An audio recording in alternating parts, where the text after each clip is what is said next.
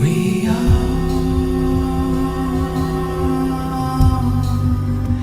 We are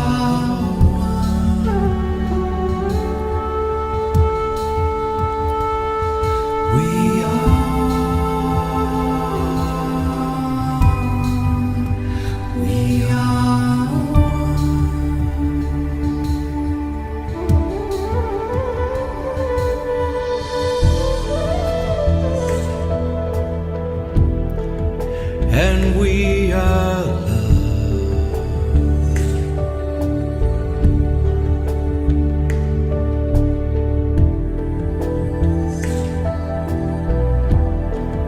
For we are one.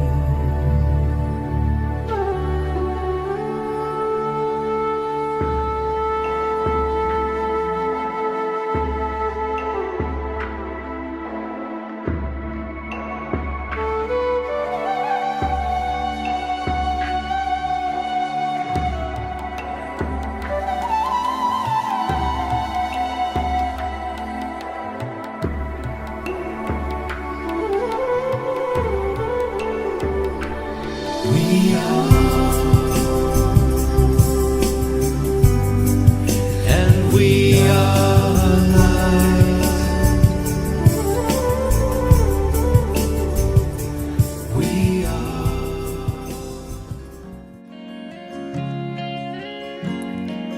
You love me so much more than I could ever know. Your love is deeper than this world will ever show. And all of life's beauty shines around this moment now. The sky and the cliffs, they seem to change my life somehow. And I will never be the same. Will never be the same. Whoa, I will never be the same. Never be the same. Ever again. Well, here I am waiting, Lord, my life is just for you. Please unfold all the plans that you would have me do. And if all the world's just a breath and nothing's here to stay, then all of the love we feel will save us anyway.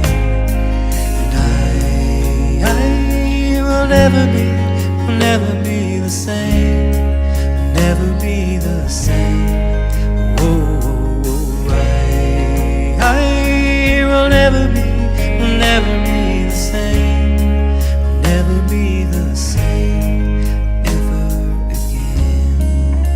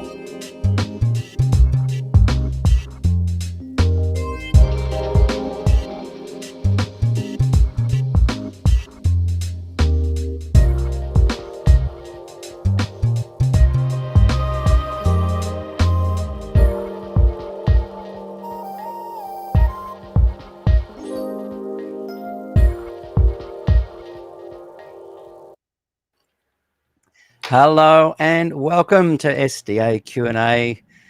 We're season 7, episode 7, and my special guests are Thunder, EJ Thunder, and Colin CMB, the Ambassador. Great to have you guys here, and welcome to the program today. How are you both? Blessings, Cold. bro. Thanks for having us. Cold. Yeah, otherwise doing great, my man. How are you? Thanks for having us, brother. Thank you for being on the program. And it's a special one today. We're going to be paying tribute to Dale Ratzlaff, who, boy, had a huge impact, providing community, inspiration, fellowship with his group called Former Adventist Fellowship. And what was the other one called? Assurance Ministries. And Yeah, Life Assurance Ministries. Life Assurance. And there was Proclamation as well. Magazine, right. Yeah. What are all the paired? What does that mean in the comments? Paired. Those are on my page there awesome. on my YouTube. So that means people that are watching can pair in and watch on your thing as well and comment as well. Oh, thanks for doing that. That's awesome. Yeah. So I'm just checking too. It looks like Facebook is working. Thunder helped me last night and a few others joined in. So if you are watching from Facebook, remember, put your name though in the comment somewhere, because otherwise it just comes up as Facebook user. So for example, someone has said, where is it? Someone has said, hey there, mate. And someone has said, hey there, guys, but we don't know who is saying that. So remember to put your name in the comment there, but it's so good to have Facebook back on here. And here we go.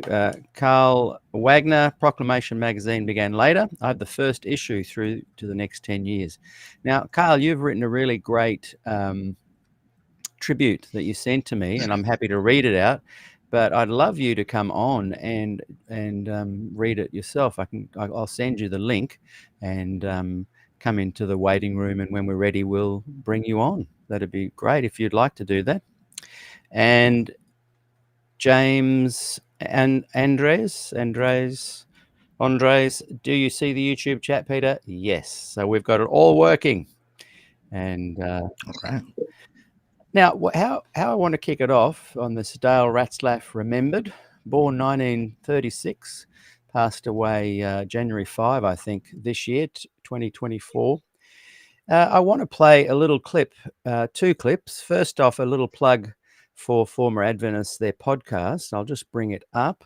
And I'm only going to play a few seconds of this one, mainly so that you guys can just jot down, find the link and find it and go and have a listen. I've listened to it already, and it's Colleen Tinker and a couple of others on the program on their podcast. So I'm just going to play a few minutes of that, a few seconds of that, just so you can write it all down and go and find it after the program and listen to the whole program. So let's see how we go with that. Now, for those of you who don't know, Dale Ratzlaff was the founder of Life Assurance Ministries, and on January 5, Friday, just for us 2 days ago, when we're sitting here, it was 2 days ago, he entered the presence of the Lord after a long illness. And we're remembering him today. He's had a huge impact on all of our lives and on so many hundreds of thousands of other Adventists and former Adventists. And we've worked with him for years. So we're going to dedicate this podcast to the memory of Dale. And we have several people who are going to share their memories. And we brought Richard in because Richard is the president of Life Assurance Ministries. And I'd just like to have him say hi to you all. Hi, you all. It's a pleasure to be here. We're so glad you're here, Richard. Now, you have been president of Life Assurance Ministries for a number of years. Can you remind us when you moved in?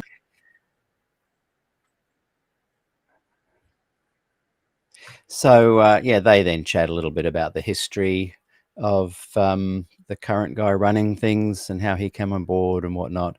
And then they go into some really great memories of Dale Ratzlaff.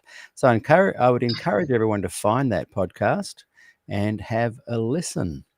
Now, the next thing I just want to play a couple of minutes of is a video of Dale Ratzlaff himself talking about the investigative, the IJ, and it's the first time I came across him, this particular video, and it had a huge impact on me. I'd left the church already, based, I guess the tipping point for me was watching was it the Antonio no vote, and I'm sitting there with my little baby girl on my lap, and I thought, well, I can't put my name to this anymore, for me personally. But I'd already been questioning the judgment, the investigative. Why can't I say it today? Judgment, for many years. And when I watched this video, it really galvanized my decision that, it's not just the politics, it's the doctrine that is absolutely cray.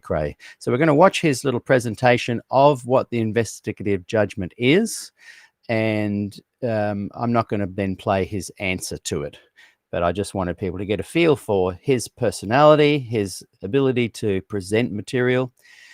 And then after that, Thunder and I and CMB are going to chat a little bit about memories. Thunder, you actually knew Dale. Colin, had you met him or spoken to him, or? No, I didn't get a chance to speak with him one-on-one, unfortunately. So all I know from Dale is what everyone has spoken of, Right. and what I learned from watching quite a bit of his videos and some interviews and things of that nature, and kind of seeing the fruit. Yeah, I love it. I definitely want that perspective. And Thunder will talk about your actual connection with him as well. And James has just said, Thunder, I've read your first book, superb, and he's just downloaded volumes 2 and 3. So just a quick reminder there, Thunder has written 3 incredible books. In Plain Sight, is that what it's called? Hiding in Plain Sight. Hiding in Plain False Sight. doctrine. Yeah, Adventism. that's great. And we've got Thank you Carl. very much, James. God bless you. Yes. I highly recommend everyone immediately after the show go and buy those 3 books. Now, Carl has joined us, so what we might do is play this clip, let Carl read his tribute, and then we'll get into the discussion. And it looks like we've lost Colin for a moment, but that's okay. So here we go. I'm going to play now this other clip. Here we go. Excuse me.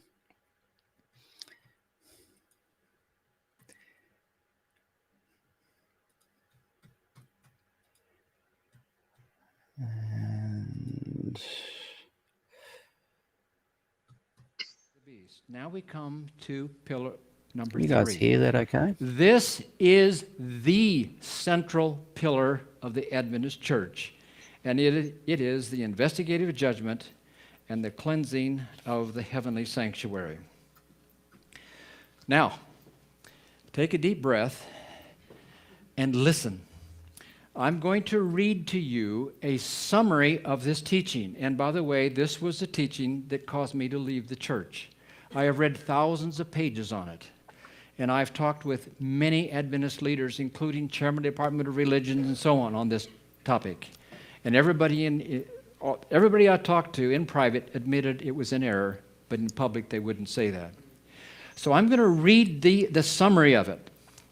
It's long, it may be boring, but you need to hear it. And every sentence is footnoted, okay? So it's in your books, but you don't need to look at them now. And if you're here and you don't have a book, be sure and put your name on a card, and we'll send one to you. So here we go. Are you ready? I'm going to take a drink of water before we get started here.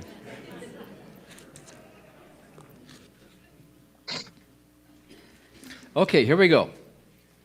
The Seventh-day Adventist doctrine of the cleansing of the heavenly sanctuary and the investigative judgment teaches that at the ascension, Christ entered the outer apartment of the heavenly sanctuary. Now, some of you may not know it had an outer apartment, but anyway, that's what they teach. From that time until 1844, he performed a ministry of intercession and forgiveness analogous to that of the earthly sanctuary's outer apartment. In 1844, Christ entered the most holy place of the heavenly sanctuary for the first time. Remember that. To begin a work of investigative judgment. This judgment, listen, deals only with those who have professed to believe in God. The wicked, according to SDA theology, will be investigated and judged during the 1,000 years and executed shortly after the close of the 1,000 years of Revelation 20. The investigative judgment starts with the cases of the dead, reaching clear back to Adam, and reviews the life records of every person who has professed faith in God. Every deed is closely examined. Each succeeding generation is investigated and judged. At some time, none know when, the cases of the dead are completed, and then God moves to the cases of the living. SDAs believe they will not know when their name comes up in judgment. Therefore, it's extremely important that they engage in no frivolous activity or sin. Every sin must be confessed. And as was alluded here tonight, sins which have been forgotten and unconfessed will stand against them in the day of judgment. You wonder why Adventists have fear? Here it is. Their characters must demonstrate perfect obedience to the Ten Commandment law, especially the Sabbath of the Fourth Commandment. Some names in the list of professed believers will be accepted. Others will be rejected. When every person confessing faith in God has come up in review, Jesus, note, then pleads his blood before the Father on behalf of those who are found worthy, and blots out the record of their sins from the book of heaven. Then, not knowing if or when the work of judgment has been completed, the righteous, still in their human state, before the second coming of Christ, will have to live in the sight of God without an intercessor. How's that for fear? This then completes the atonement. Listen carefully. Jesus then takes the sins of God's people and transfers them to Satan, who is represented by the Day of Atonement scapegoat who made atonement, okay? In Leviticus 16, Satan then bears the ultimate responsibility for all the sins he has committed the righteous to commit. He will suffer for these in the lake of fire and then be blotted from existence. So he is the final sin bearer. What Christ did, and Adventists have a whole theory of transfer. That's the whole thesis behind their investigative judgment. It's the sins are transferred to Christ when we confess it, then he transfers them to the heavenly sanctuary, and then they're transferred to Satan. Okay, that's a transfer thing. Okay, he will suffer for these things in the lake of fire and be blotted from existence. This investigative judgment is conducted before the intelligences of the universe. Okay, now listen carefully. This whole thing that I've been telling you about, this then vindicates the character of God before all fallen beings, and then everyone will know the immutability of the law of God and the righteous character of God. So they teach that this investigative judgment that I've gone through with you is the very thing that vindicates the character of God. Now,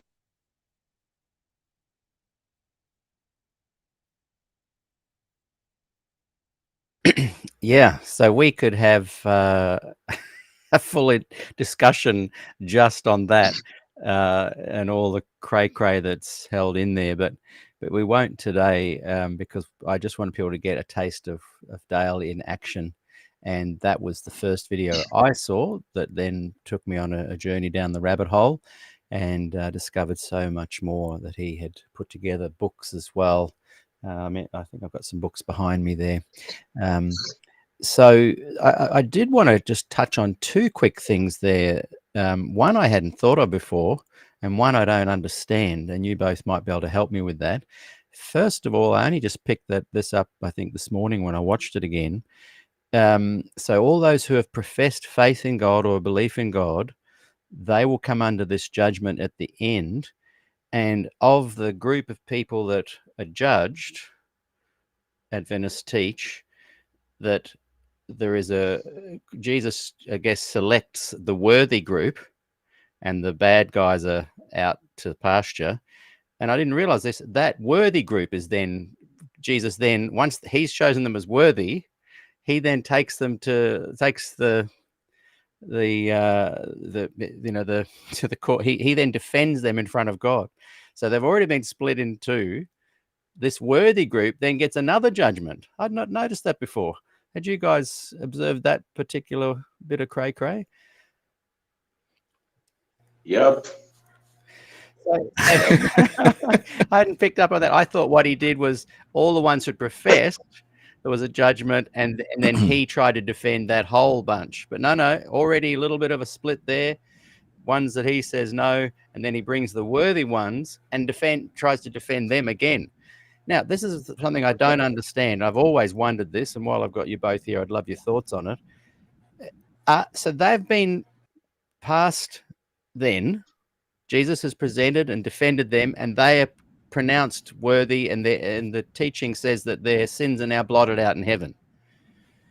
But following that, they then have the probation time closing and a short amount of time where Jesus won't stand for them as an intercessor.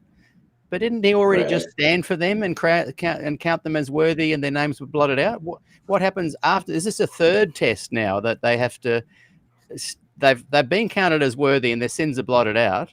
But is there another test here where they've got to now stand without the intercessor, so they could still be found wanting again? And that's what they call Jacob's trouble. That little time period there. Right. In between Jesus's leaving the sanctuary in heaven to come here to earth. And so what's the point everyone of that is about to pounce on them regarding the Sabbath and the Sunday laws, etc. And so they're in a time of bitter agony, Jacob's trouble. And they're feeling unworthy and that kind of thing. And if there's one unconfessed sin, and they're going to be lost. And kind of thing. But they've gone through this judgment where you've been you've professed your faith, but you might be in or out. Then there's another little mini judgment where Jesus selects the worthy of that group, and that their name's blotted out, and God counts them as worthy. You'd think that's the end of it, but no. There's a third trial, even though you've been just judged as worthy. Is this third trial for all the other planets and angels to view? The final test. Right. Now you've been pronounced worthy, you're pure, but can you survive a sinless time period without Jesus as your intercessor? Right. It's just incredible. Like, I mean, the lengths that this doctrine has gone to reverse engineer the mistake they made of 1844 is just incredible. And I've watched that little clip so many times, and every time I watch it, I just come across another thing. And then people try and defend that. How do you defend that? Anyway. With fear and trembling, I'd imagine. Trembling. It seems to me like that at that point, when they're able to stand without a mediator, they don't need Jesus anymore, and so the galactic empire is watching from over, over yonder. They have their big screens or however, and no one has ever told me how the other people from other worlds can watch us, but they'd have the big screens or whatever, and they're watching people live their lives and running to the hills and such. And, I guess it's must-see TV on planet Jordan or whatever. I don't know. But aren't they already watching that first one where they're being judged, and then they're being divided into worthy or not worthy, and Jesus is defending their case? Are they watching that? And then is Jesus going, okay, I've finally got my team now. They've won, and now we're putting them on the field. and I'm not going to go and help them at all. I think that's what it's saying. Right. Yeah. Right. But and again, they're going through agony, as Thunder had mentioned before. But that shows, I think, just taking it seriously for a second, it shows how like you cannot have assurance, even when you pass the investigative judgment. You don't know, you don't know if you're gonna mess up. You don't know that if you stub your toe, if you're trying to go get some water, that and you say a word that you probably shouldn't, that's it. Well, no more intercessor for you. He that's filthy is filthy still. So we're just gonna leave you in the woods by yourself, Peter, when me and Thunder keep trucking. And Mhm. okay, it's really terrible. So we will come back, and let's come back in a month or two and have a full discussion about this. And I'm just bringing up, sorry, Arthur and Teresa. Yes, that's what I thought this was about. I see the title Dale Ratzlaff Remembered. That is what we are going to be talking about here on in. And I just wanted to play that video because it just sums up the passion and the way Dale was able to present things. And because it's so powerful, it just got me sidetracked. I apologize for that. So we're back on track. And yes, this program is all about Dale Ratzlaff from here on in, remembering him.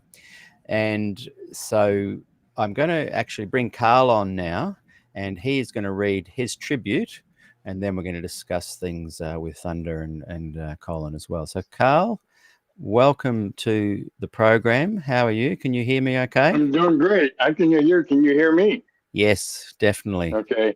I don't plan to read the paper. I'm a preacher who doesn't like notes. You have the paper there, Peter. And if anybody wants to read it, you're welcome to share them with it. I'll upload it into Facebook after. You have my permission. That's fine. Awesome. But I just wanted to share some things. You know about my journey. I was 22 years out of the church because I'm an extreme introvert. Can you tell? And as I was coming back, well, I laugh and joke about that, but I really am an introvert. And of course, this is many years ago. I ran away from my calling. I didn't run away from the church. I ran away from my calling. And when you run away from your calling, you crash and burn. On my way back, I met Dale Ratzlaff because he lived right in my community, just a few miles away from me. What happened is I was working with somebody, and they said, "Hey, my pastor used to be an Adventist pastor," and she's referring to J. Mark Martin. So I went over to Martin's church, and I picked up the materials, and I began studying it. And the following year, I went back to his church. There was like a strip mall converted to a church, and he had opened up a bookstore, a really nice little bookstore. It's closed now. It's not. It's I don't even think it's anything anymore. But anyways, I bought a couple books in there by a guy whom I didn't know, named Dale Ratzlaff, The Cultic Doctrine and the Sabbath in Crisis, which is now Sabbath in Christ. And I read them and made some notes and everything. And then I wrote Dale, and that's how we connected. And I found out he was living here in Glendale, not up in Sedona, where I thought he was. And so I went over to his house, met him, to get a photocopy of the book by Dudley Canwright on the life of Mrs. Ellen G. White, the false prophetess. And so we were having a nice conversation. This was October of '97. And he was telling me about different things, about what was happening there in Glendale, California with Walter Ray and et cetera. And it come down to the end, he just deadpanned me in the face and said, "Goodbye." I'm thinking, did I say something to offend him? Not that it's impossible that I could, but I couldn't think of anything. And we finished up and I left. Well, some years later, I met at his home for a former Adventist meeting. We were there at the dinner table, about 8 or 10 people. I shared the story about how he kicked me out of his home. And we all got a laugh out of that. And certainly he didn't remember that. He could have been just busy at the time and, needed to carry on with business for the day. But it was just interesting how that worked. We kept in contact off and on over the years. Last time I talked to him was in 2013. I was leaving ABC work to go to get a full-time job, and he called the ABC to order a current lesson. And then he said, "Hey, Carl, Mr. Brooks," because he knew me. He knew who my name and everything. He says, "Hey, Carl, what's this about the scapegoat?" and we started talking about the scapegoat. And that was, I hope that's not me.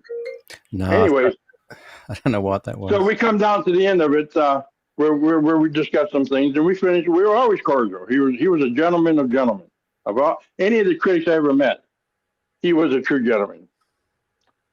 And that was the last time I talked to him. And during 2006, Graham Bradford had come out with a book on More Than a Prophet on Ellen White. And he was in town. I had him in town with Alden Thompson doing some Revelation inspiration stuff. And he said, hey, he wanted to meet Dale. So I took him over to Dale's house, and we visited and everything. This is right at the time when Skip McCarty's book came out. What was it called? Ingranted or Ingrained, about the covenant. And he tells us as we come in, he had the book laying on top of his filing cabinet, laid his hand on it. Dale says, how he's going to really take Skip to task on his theology there regarding covenant.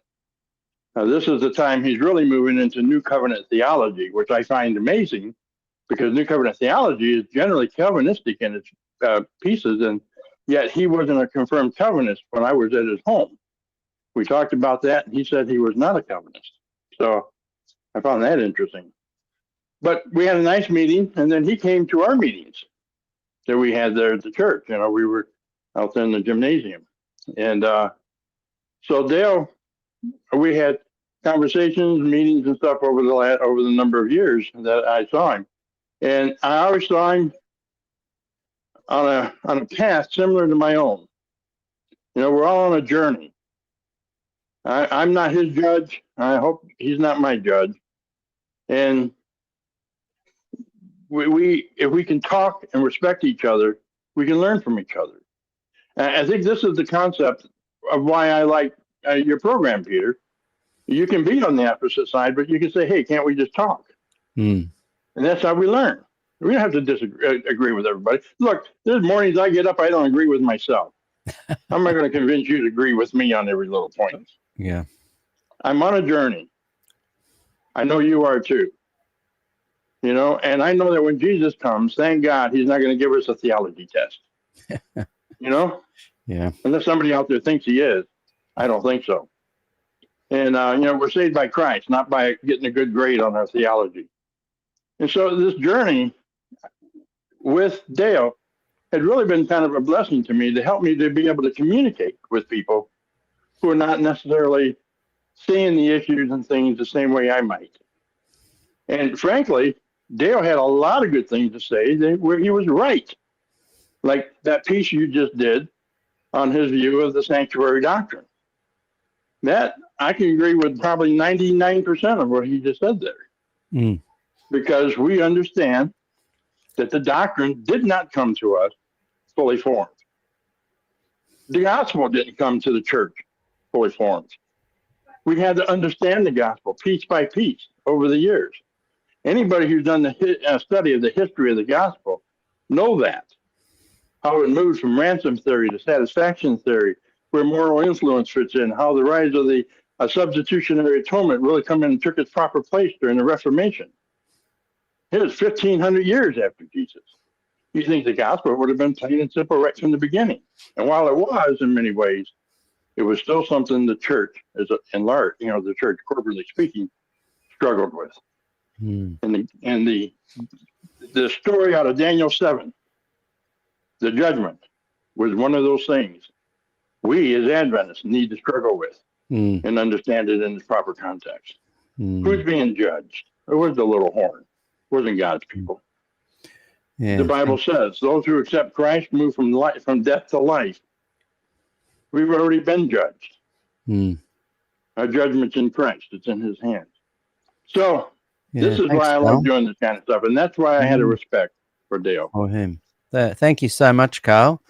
And I encourage people to go and check out your ministry as well. If you could put a link to that in the Facebook comments, people can come and check out your own ministry, which is brilliant as well. Thank you. Thanks, Carl, for sharing that. And I'll also put the link, your tribute message. I'll put that in Facebook as well later. All right. Appreciate it. Yeah. Thanks so much, Carl. See you later. All right. See ya. Adios. Carl Wagner there. And Yeah, I really appreciate his thoughts. And I just realized I got Teresa and Arthur's comment wrong before. They weren't saying for us not to get on a side tangent. It was Test the Prophet. Encourage everyone to go and look at Test the Prophet. He was saying to someone in the feed there, this isn't the right stream for some of the childish nonsense. Yeah. And so Arthur and Teresa were just agreeing with him. Yeah, this is about Dale Ratzlaff, and some of the comments were getting a bit crazy on the side there, as they do. So yeah, so we could have gone on a tangent there, but we'll save that for another time. So I'm going to start with you, Thunder. Share with us your memories of Dale Ratzlaff. Yeah, sure. So the fall semester of September 2015, at Northern Caribbean University, that's the Adventist university here in Jamaica, at which I was studying to be an Adventist pastor. I was in my third year, ripping up the classes, almost 4.0 GPA, and the whole 9 yards.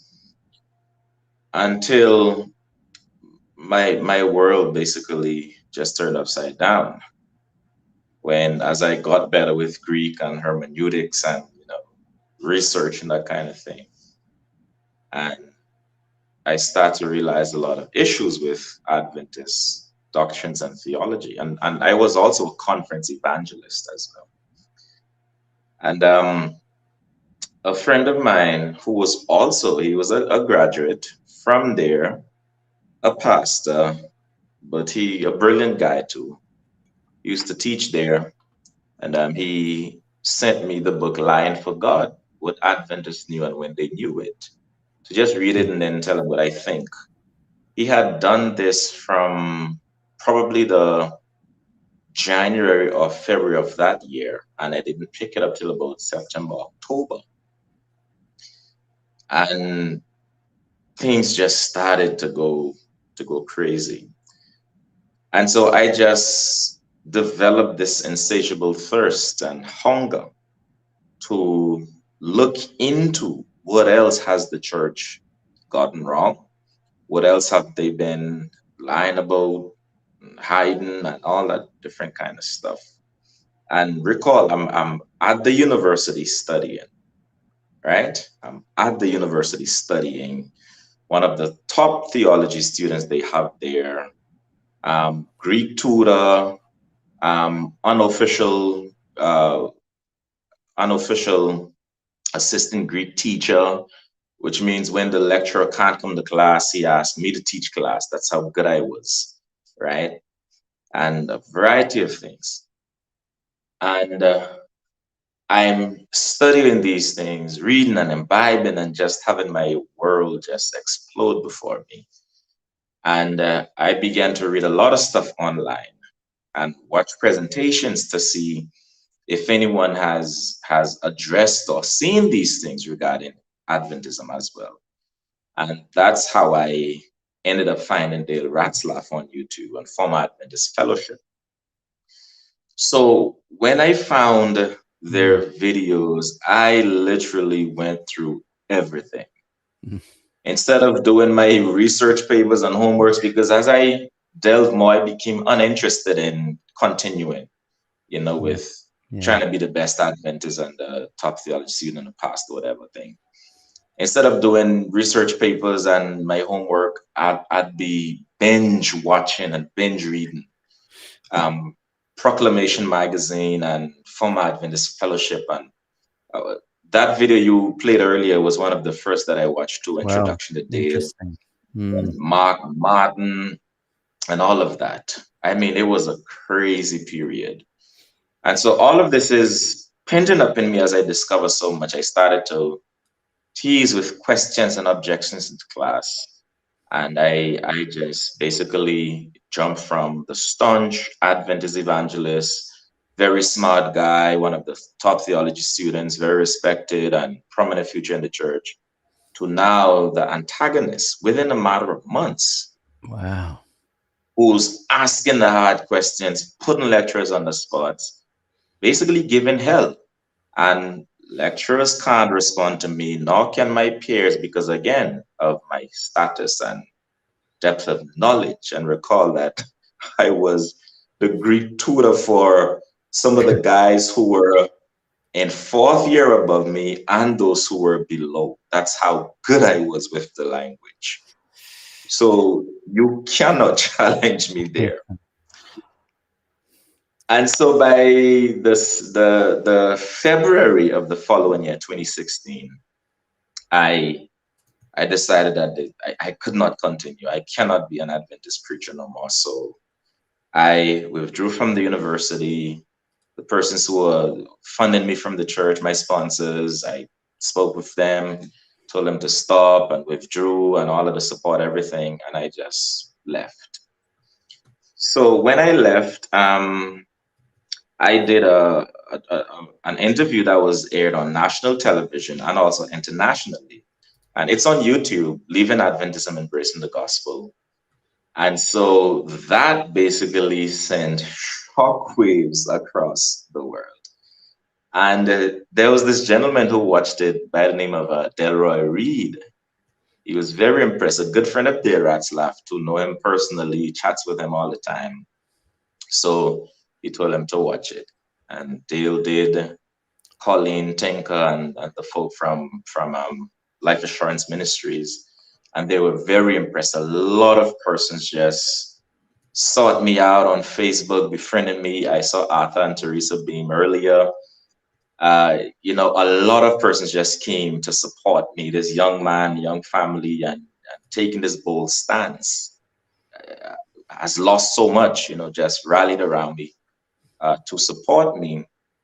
And so that's how I eventually got linked up with Dale. And all of these persons, those who had literature, just began to send me. So Arthur and Teresa Beam, for example, sent me their book, It's Okay Not to Be a Seventh-day Adventist. Dr. Terence O'Hare, the Ascendancy of First Day Worship, Sabbath Complete and the Ascendancy of First Day Worship. He sent me that. And Dale Ratzlaff got in touch with me to encourage me and reassure me, etc. And so he also just sent me like a box or two of all the books he had, CDs, etc., for me to have to read and also to share with persons who were also questioning about these things. And so that's how the relationship built with me and Dale. And so every other day, basically, we'd be speaking on the phone, encouraging me and stuff like that. So by the time 2017, following year, after studying so much of former Adventist literature, etc., I was inspired, to write my own book and to tackle certain things, simplify it. By this time, I was also writing with Lying for God. And so I tackled Romans 14, Adventism, and Dr. Bakioki on that.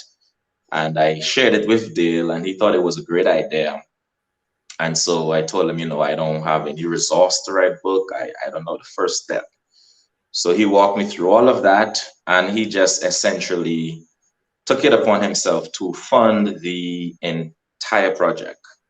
And so all I had to do was produce the manuscript.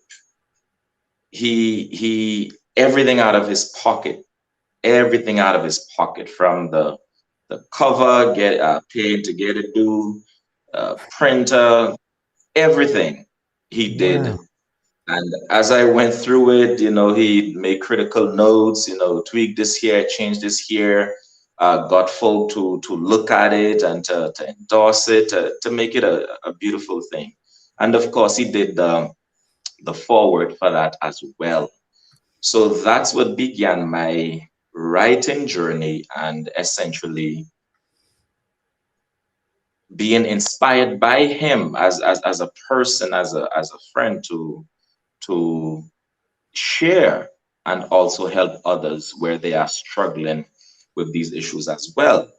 Um, at that time, we didn't have Zoom and all of these technologies. Then there were some churches here that were interested in learning more about Adventism too.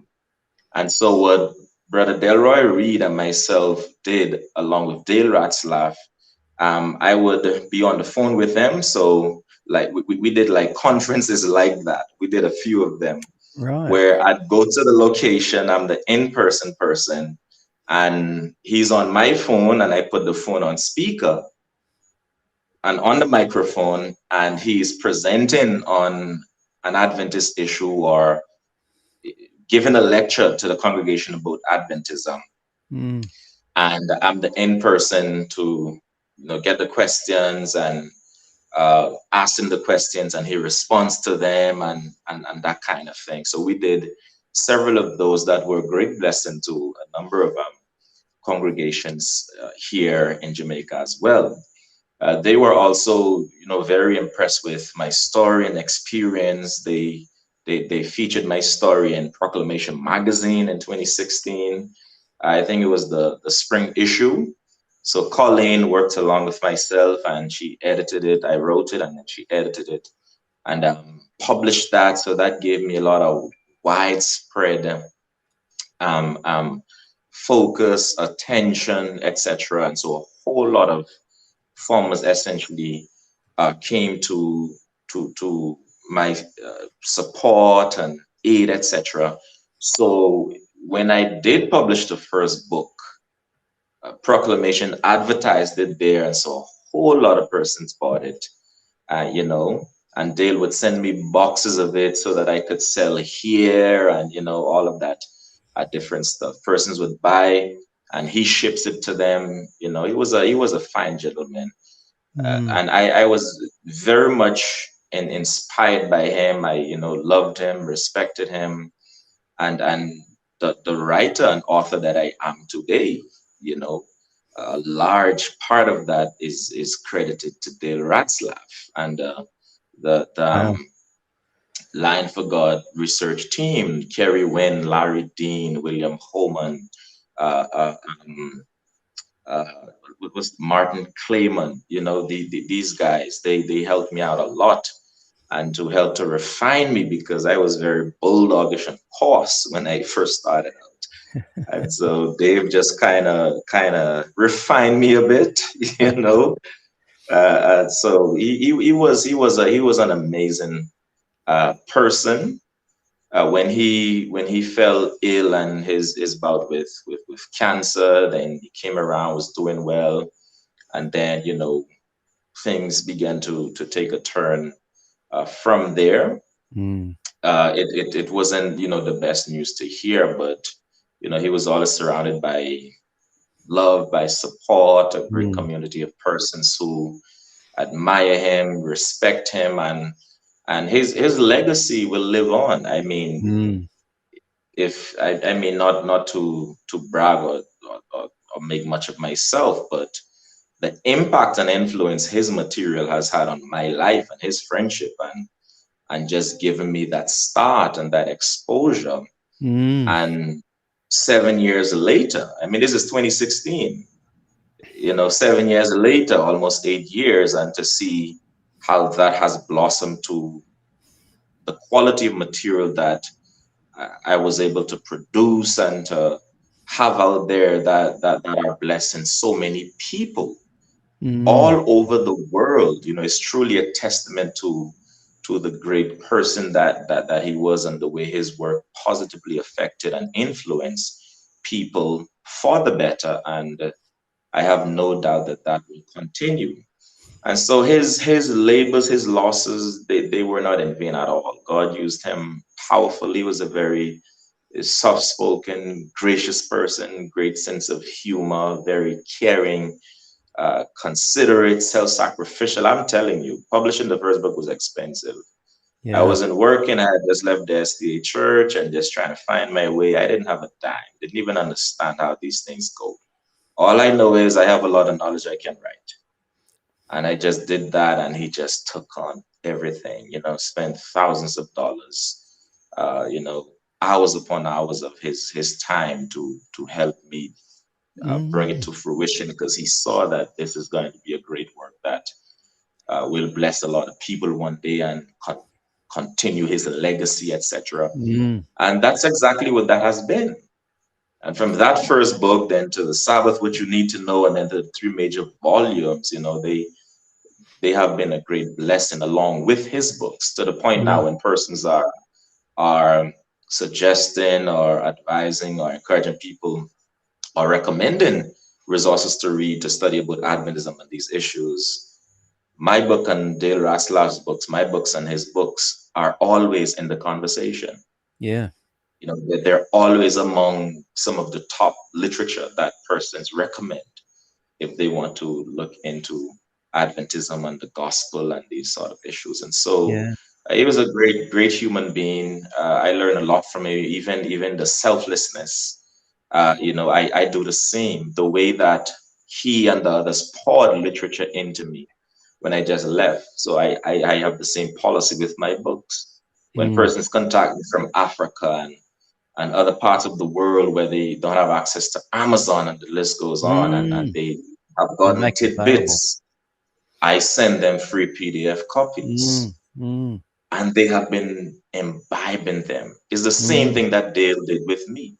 Yeah. I learned that from him. It's about getting the truths and the facts out there to help people as they struggle with these issues. And persons have been blessed immense. The testimonies have been amazing. They come in, have been amazing with regards to that. And even when as I speak about him in my books, in my videos, persons go look him up and they dig even deeper into the stuff to help them be liberated. So, I honor him. His legacy will live on through so many of us. We thank God for him because he lost a lot, made a lot of sacrifices, but those have repaid a lot in the souls that he has influenced for the kingdom, and the quality and caliber of person that he was, the gentleman, the Christian, the scholar, the philanthropist, the caring person that he was. And we just want to praise God for him. And we know that even though he's not physically here with us, his work lives on. And the legacy he has started, it will continue to live on, because again, the works are out there and people will continue to discover them and be helped as they wrestle through these issues. I'm certainly grateful for the impact he's had on my life. It has helped me stabilize in a lot of ways, and here I am today as God works in my life. So praise God for Dale Ratzlaff, and he was a great man, and his legacy will live on. That's a wonderful testimony there and tribute. Thank you, Thunder. And I think even more so will his legacy grow and expand, which often is the case after someone does pass. There's an explosion of interest that then creates momentum that has a tipping point, reaches a tipping point. And I think we're only really just catching a glimpse of what the Proclamation, Life Assurance Ministries, and former Adventist Fellowship is going to do. I think it's going to really take off. So were all your books published by, or did they just publish them and then sell them to you at a cheaper rate? Or are your books actually published by the Dale Ratzlaff Ministry publisher, whatever it's called? No, the first one. So the first book was published by Life Assurance Ministries. Right. So he published the first one. But when I wrote the second one, somebody had introduced me to an easier way, because I know that it wouldn't be it wouldn't be conscionable to try to burden him with another book, that kind of thing, financially, not that, because the context for me in the situation financially didn't change. But I have all these great ideas and materials I want to put out there. Yeah. And so I didn't, go through him this time. And of course, too, the fact that he was having health challenges. Yes. And so I didn't put him through the rigor of that.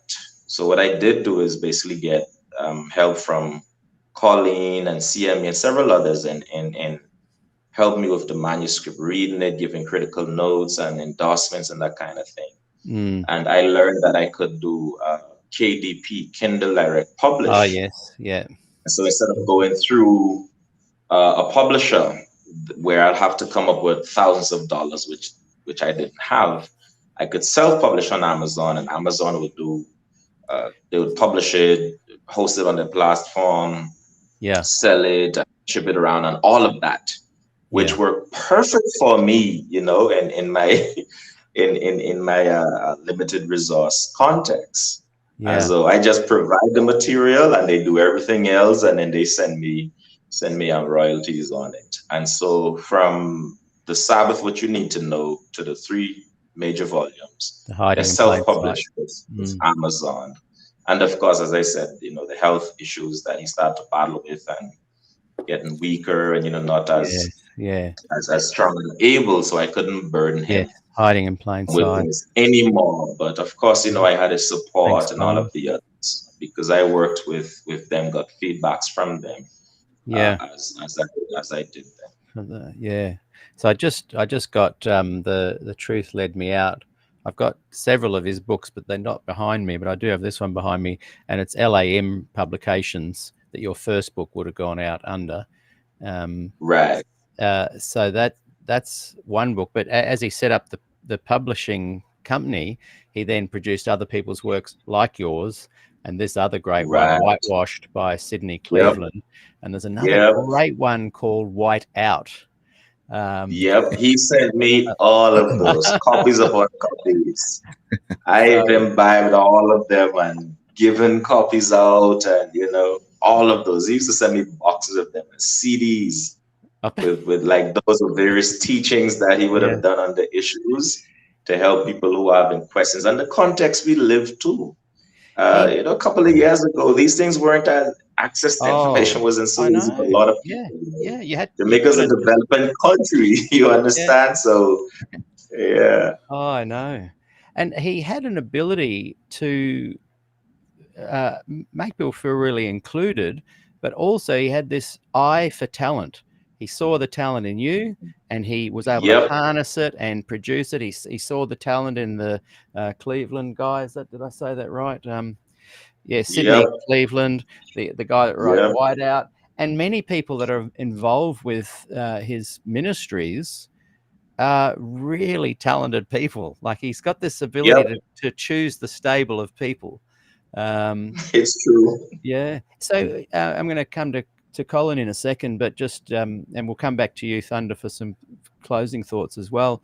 But if you were to say to people, look, go and find out about Dale Ratzlaff and his work, where's the first place they should go? Life Assurance Ministries, Former Adventist Fellowship, where's kind of their home base website? There's a Sabbath thing, correct? Well, from you type up Dale Ratzlaff, all of those will come up. So it depends on the kind of person. To they're audio visual, then go on YouTube. Go on YouTube and look for Former Adventist Fellowship, and you'll find all of their videos. Especially the major relevant ones. If you like to read Proclamation Magazine, they have tons of issues with solid material. There you can go through. So it depends on the person. He's created, like when I try and let people know about stuff, I'm not good at it. He's great at going, there's plenty of platforms that if you're a seeker, you'll find which conduit to go into. You'll come across Proclamation, or you'll come across Former Adventist, or you'll find him on YouTube. He had a gift of having everything there set up, and then if you seek, you'll find just what's your little we say niche, but you guys say niche. You'll find it. So very skilled, talented, unassuming, low-key, articulate person that was good at building. Very humble too. Very, very humble. Yeah. Okay, so just before we come to you, Colin, I'm just going to bring up a few little testimonies and memories on the screen. This was written by Jennifer Quick, and she said a few years ago she ordered one of Dale's books, but mistakenly ordered the Spanish version. And when she contacted Dale, he said, "Keep it. Maybe someday you'll come across someone else who can use it, a true Christian." And he promptly sent me an English version at no charge. And I can just imagine him doing that.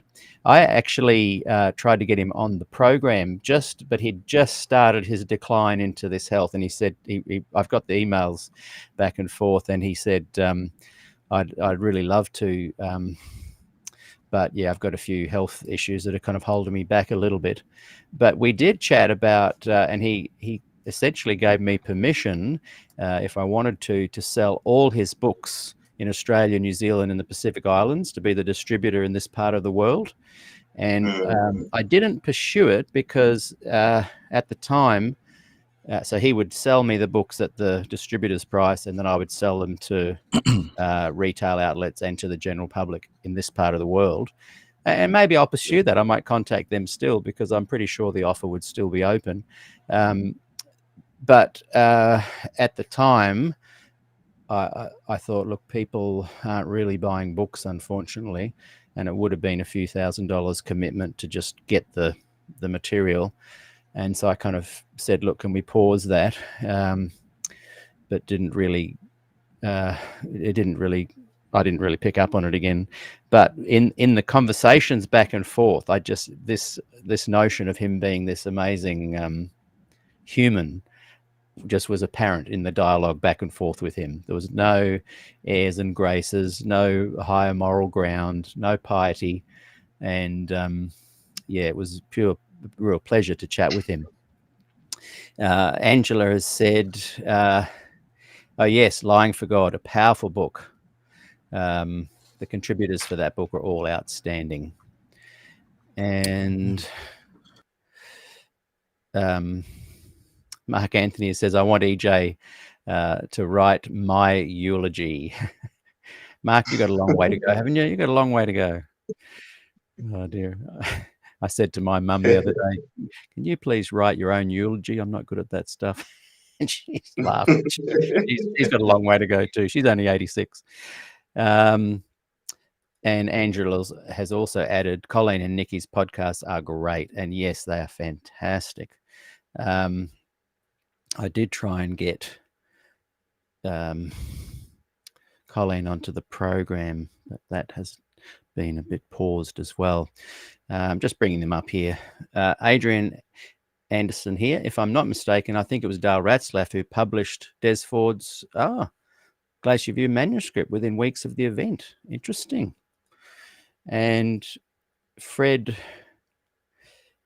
Simmons has written, I'm thankful Dale was a pathfinder and showed us ways to get out of the dead ends of Adventism.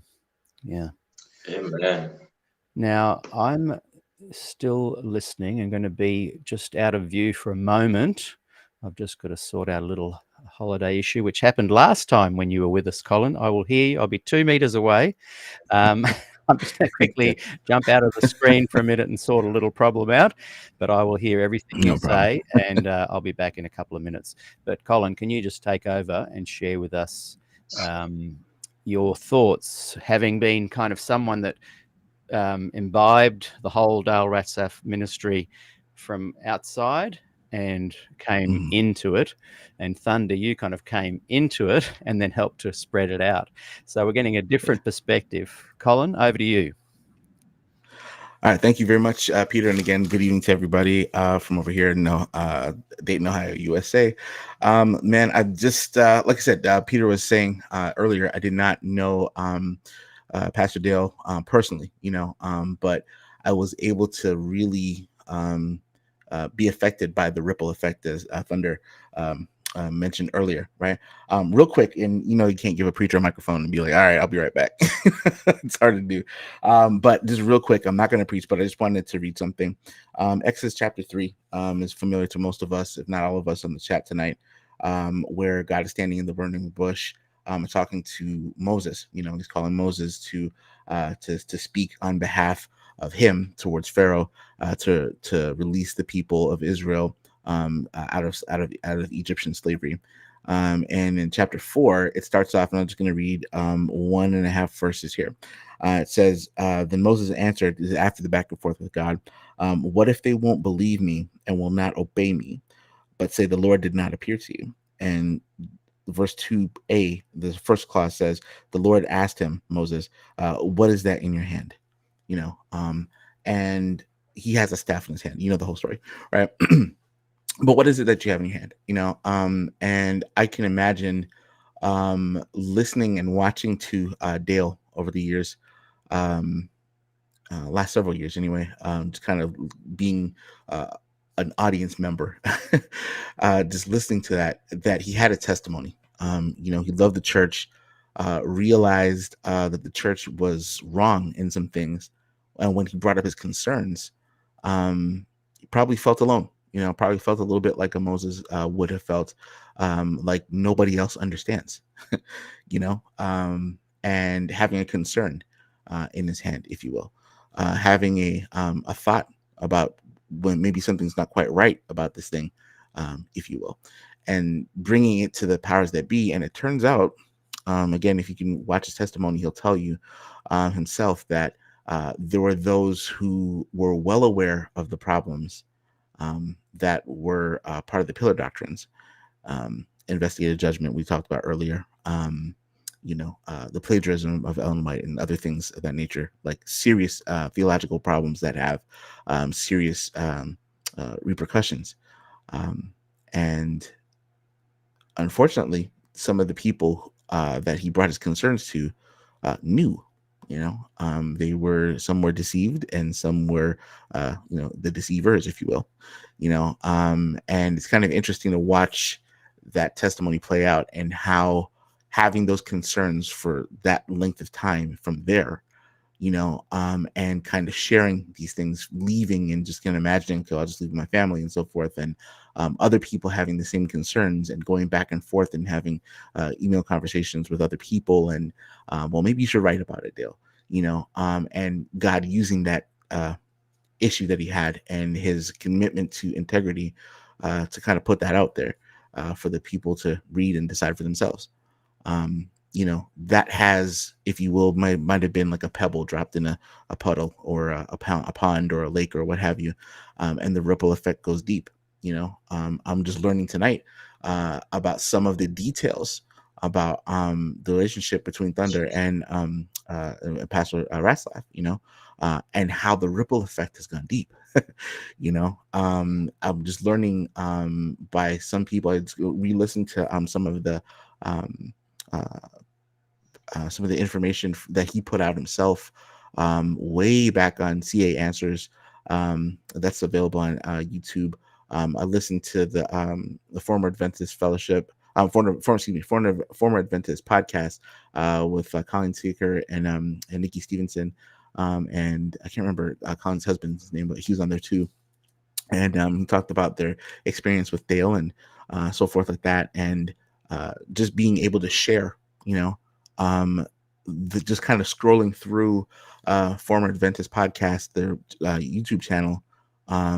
All of their videos are averaging like 500 plus views or more, some of the 2.1K and above, views. And it's not just about numbers necessarily. It is about the ripple effect, because sometimes people will listen to it and be like, I don't believe it. Other people will listen to it and, it'll be like, oh, maybe I should investigate. And they won't. Some people will listen to it and they'll investigate, and they will, get their study on, and, find their way elsewhere, so the ripple effect goes deep for a lot of things. And I think that as Christians, I think what we see in Ms. Ratzlaff's ministry is a microcosm of what the church is supposed to be doing as a whole. Each one reach one, each one teach one. We all have, and Pastor Thunder is a pastor. I'm an associate pastor at the local assembly that I serve as well. And all of us have, as Christians, have the mandate to be disciple makers. So whether or not you have a microphone in your hand on a weekly basis, or you're leading Bible study at your home, or whatever the case is, it really doesn't matter. You have a responsibility to your family.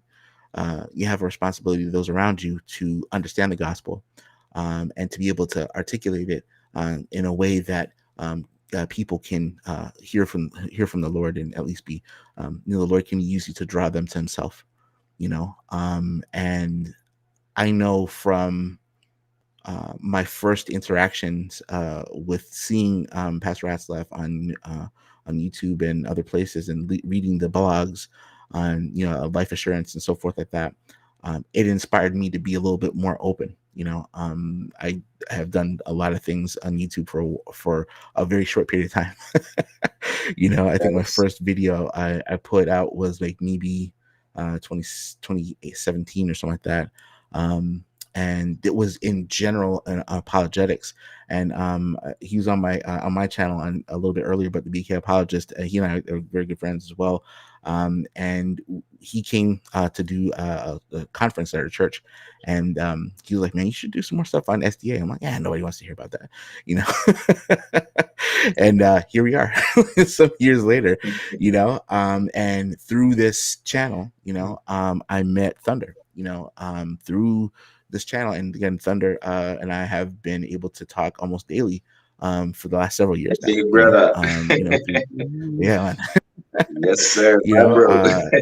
Through so through these things, people like Miles from shout out to Answering Adventism, we talk almost daily, about various things, and sharing ideas, and text, text back and forth, all kinds of folks, and Solo Scripture 21, and many others, that we just we share these things, and we're hey brother, what's going on? It's in the chat now. So these are things that we are able to share with one another, and it's been interesting. I'll say one last thing before I go. When I left, it's been about 20 years since I left the SDA church, and for especially back in the dark ages here of the internet and chat groups and stuff like that, like I didn't get a Facebook page until like 2009. So imagine that, I leave in like 2003 or whatever it was, and 2003, 2004, whatever it was, I left, and just not knowing what to do. There's no place to go. Yeah. There's nobody there's nobody to really talk to, at that point in time.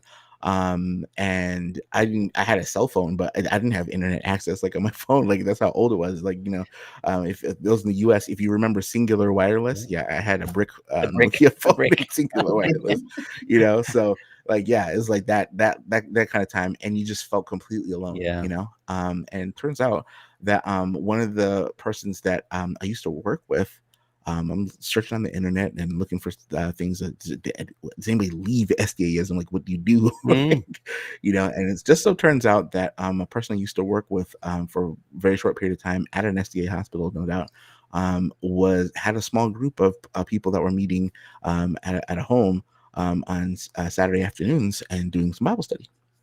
Turns out it was like a small conclave of former Adventists, Wow.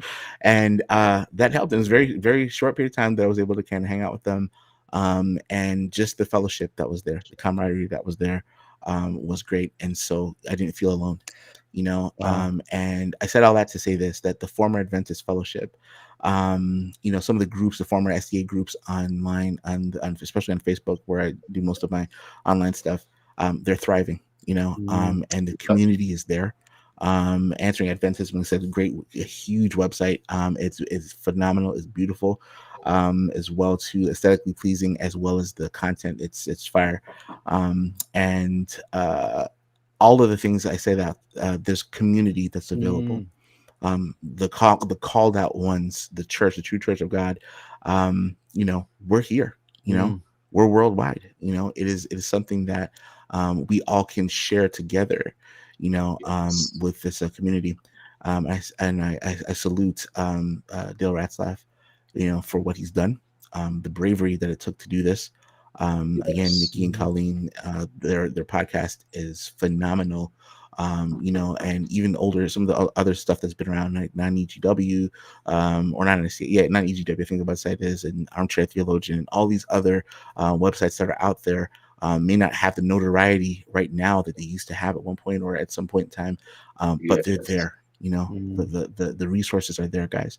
And even if you are not a former Adventist, check it out. Yeah. You know, truth will stand up to scrutiny, and Exactly. if there is any untruth there, it'll be exposed. Yeah. Right? Right. If there is truth there to be found, you do your due diligence to find it. Mm. All right. So with that said, man, I pray that this will be a blessing, and we honor your memory, sir. You know, and we'll do all that we can to continue and carry the torch. Mm. Oh, thanks so much, Colin. Really appreciate that.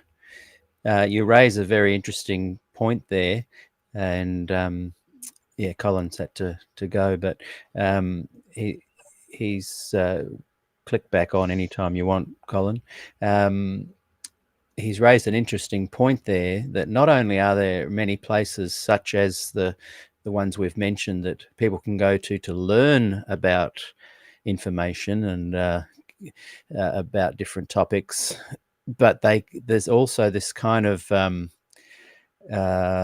camaraderie that has been growing up around as well. So you not only go to places to gain knowledge and wisdom, you actually make some friends as well.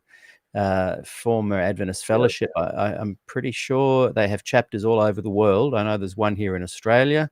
I've been trying to get in touch with Alan, his name is, that runs it here, who doesn't live too far from me. And when I left the church, I know I reached out to them, and they were really helpful in helping me there. I mentioned yesterday in my interview with George Tichy that the Adventist church itself offers no pastoral care to people who leave the church. It's like, if you've left, we don't want to have anything to do with you. You're got an axe to grind. You're not, fit for our church. Whereas former Adventist Fellowship, as I was saying, Colin, I think they have chapters all around the world, and there's one definitely here in Australia. They provide that pastoral care to help those who have left, because there's all sorts of identity issues that you go through. It's so nice to gather together with other people and go, oh, you've been through this before. I think in our interview, Colin, back there's a few episodes ago, I mentioned, I wish I'd had some kind of support to leave as long ago as you did. Like you're over 20 years now. I'm just coming up to 8 years. And yeah, there's a bit of turbulence when you leave. So it's just fantastic to have, as I said, not only places where you can gain knowledge and wisdom, you can actually make friends. I'm just going to bring up Answering Adventism. Miles is watching, and he's giving a shout out there. And I'm bringing that up so people can go and find his website and incredible YouTube channel, weekly programs in there. You guys are often on his show, and also Test the Prophet. I tell you what, the incredible resources there on Ellen White from Test the Prophet. Go and check that out.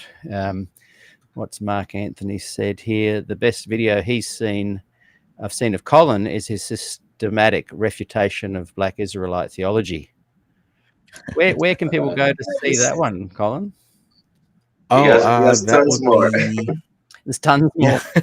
I got a couple on my channel. You'll have to check it out. I got a Hebrew as well. I got a couple playlists. So, if you check out the playlists, if you go to my channel on YouTube, then the playlists are available there. So there's plenty. I also have shameless plug, if you will. I have a playlist called SDA Fact or Fiction. I keep adding videos. They're not all mine. Some are mine, but there's well over 100 and probably 30 videos or more now. Wow. Facts.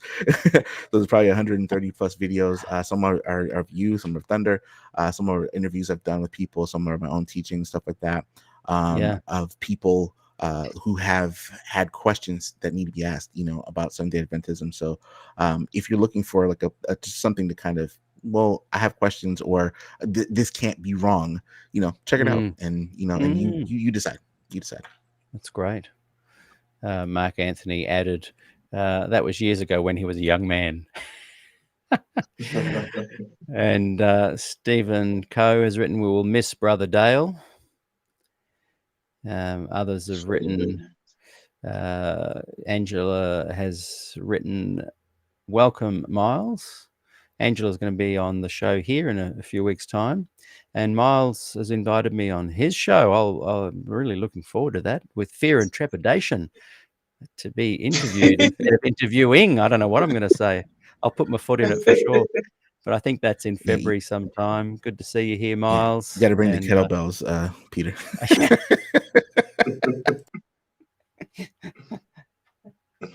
Hey, they're never far away. Yes, sir.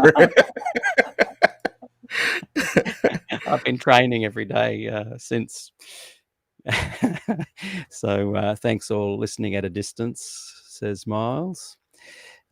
Stephen Jackson has written, "Praying for Dale's family during this difficult time." That's an important thing to remember, that the family are grieving right now.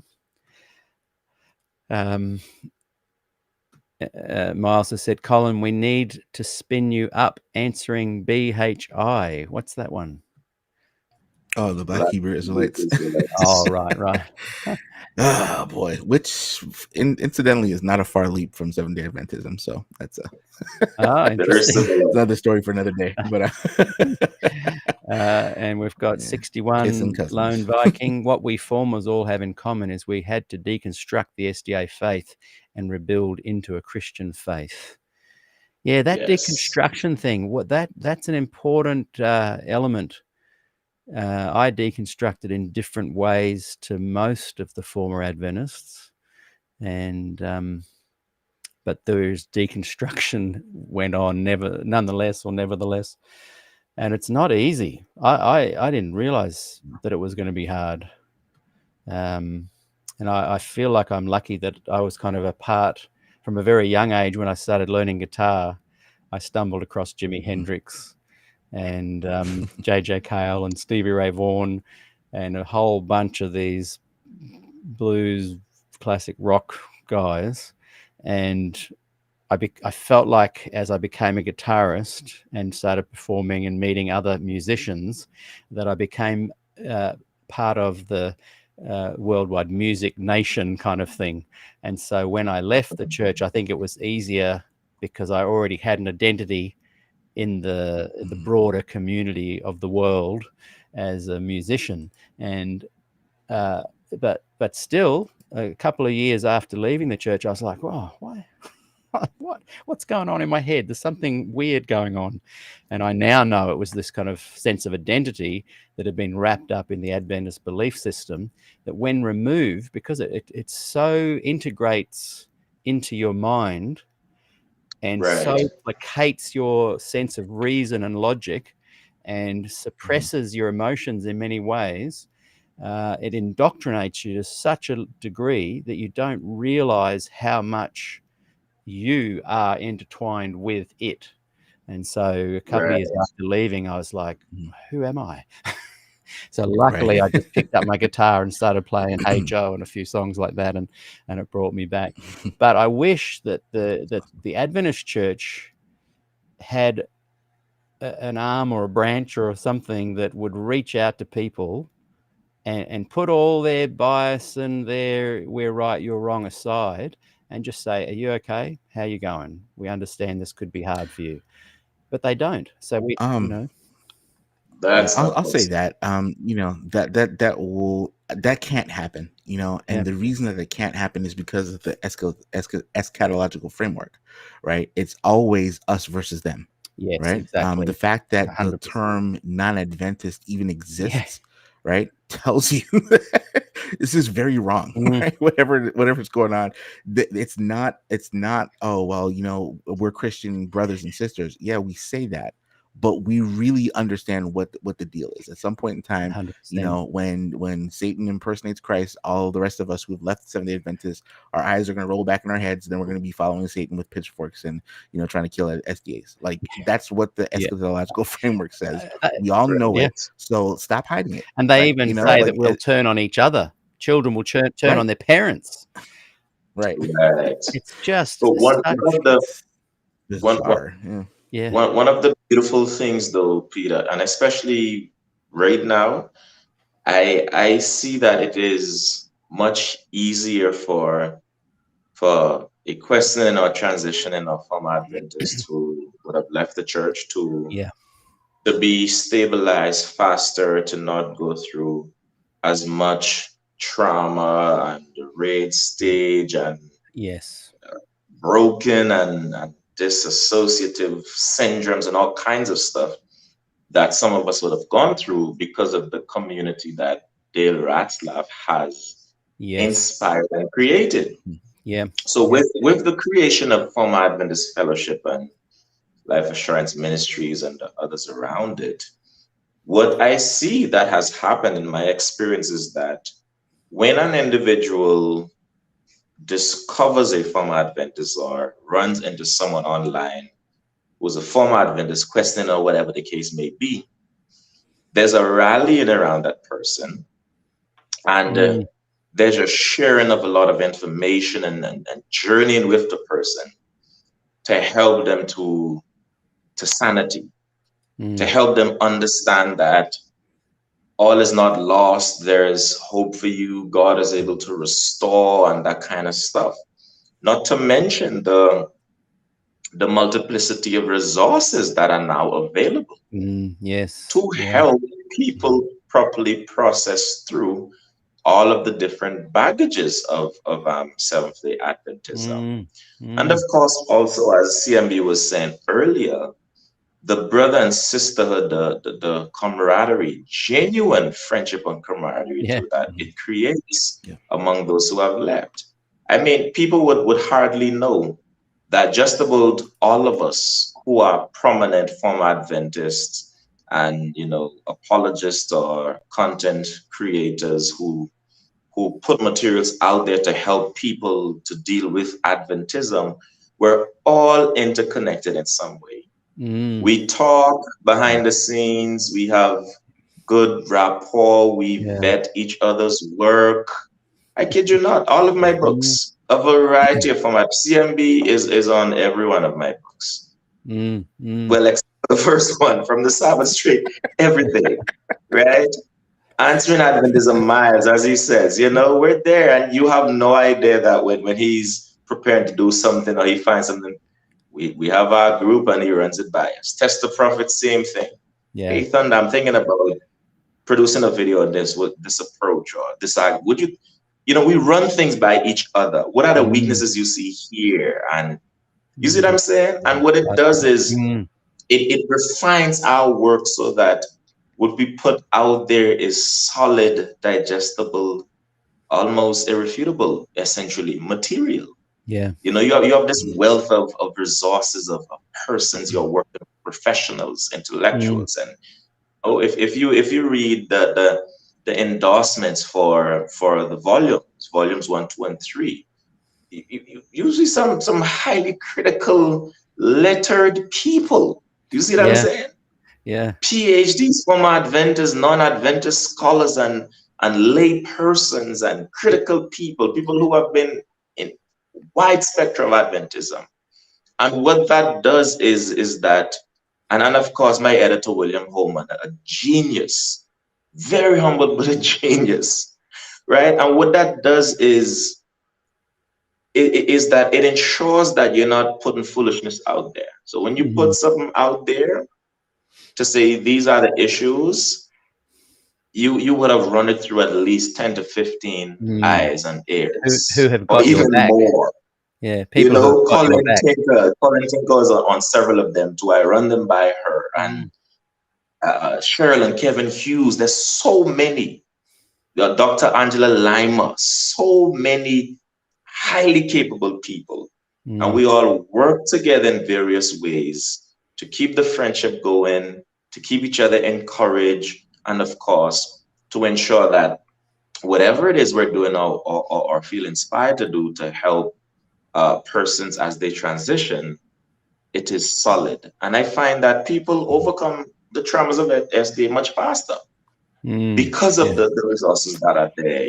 Miles channel, CMB, myself, and one after the other, test the prophet. And sometimes somebody email or message me, and they're telling me about these guys or whatever, and they're so elated. And like, he's my friend. Yeah, I'm like, talking every he's day. my friend. Or the video you're watching, XYZ, we discussed this, that, you see what I'm saying? It's like that, just that background, info and just that closeness. Some of us talk almost every day, even if we don't, a week left, it doesn't matter. We're close friends. Yeah. We help each other in tangible ways when necessary too. And the list goes on. And it's beautiful. It helps us to really find ourselves, find our identity, and of course, settle somewhere in a safe space, Christian church, where we can be nurtured, and the list goes on, etc. Yeah, one of the It's things beautiful. I love it. Yeah, one of the things I've had All of that is because of Dale Ratzlaff. Yeah, he really started the whole former Adventist fellowship notion, not just former Adventist resource, but the fellowship. And as you've just been saying, Thunder, you guys continue that on. You have fellowship together, and it's beautiful to see. And I one of the differences with my platform as opposed to you guys is I'm not being as overt with saying, hey, come out of her. I'm saying, sure, if you stay, you stay. If you don't, you don't. But I do get a lot of messages thanking me for normalizing it's okay to leave the church. Someone said to me the other day in an email, I didn't leave the church because of you, but because you normalized it, that, hey, he left, he's okay, he's surviving. It made it a choice that they could do that if they wanted to as well. But I do hope that I draw attention to people's into their line of sight how crazy the doctrines are. I do hope that's coming across. Peter, if I may say before I forget to, your work on what you do, it is phenomenal. Oh wow! In fact, and I love the beauty of it, because when I look into it, there's no former Adventist that I'm aware of that has created the platform and the approach that you have taken. Oh, You're the only one who does these interviews, and you do them indiscriminately. It doesn't matter who you are in Adventism, who have you been, and it's beautiful because it shows the wide spectrum of Adventism, and that is healthy for people as well. They learn, they experience, they grow, and the hard stuff I talked about, and it's just a variety of stuff. I'm not aware of anybody else who takes the journalist and interview approach to form Adventists or current Adventists. Just anything that deals with Adventism, come and let's talk about it. Present your views and let's discuss. And I mean, you're the only one who has that platform, and it's amazing. A lot of individuals have discovered a lot of us and different materials. Yeah, it's coming across your material. You interviewed this person, and then that led them on a rabbit trail, and we appreciate that too, because it shows us the multi-chromatic nature of Adventism, the various flavors and personalities and issues and people and this, that, and the other, and various contexts from which they came or are, etc. And we commend you for it, and we appreciate it. Oh, wow. Thank you. That you have created that, because it's helping a lot of people as well. Oh, I really appreciate that coming from you. That's high praise indeed. Thank you very much. And I think one of the good things about allowing a broad range of people on the program is the people who may never have heard of Hiding in Plain Sight or Dale Ratzlaff or Colin, or answering Adventism and Test the Prophet and all the other ones we've been mentioning, they would never have heard of them because they're living in a bit of an echo chamber. But as they come on the show, they have to be exposed to the other people I also bring onto the show. So thank you for that. I'll bring up a couple more comments here and then we'll wrap things up. But I'm really pleased that people are writing in the comments, and I'm glad we got the Facebook working again by today. This is beautiful to see all this new generation of people sharing Christianity to all and lovingly to the SDAs, of which we all have graciously been delivered from. And Angela has written in Christian rock, nobody beats Lincoln Brewster. And this is Lucy Figures, I think I'm pronouncing that correctly, Lucy. She has said she'd like to share her testimony, so I'll read what's on the screen and then a little bit off the screen there.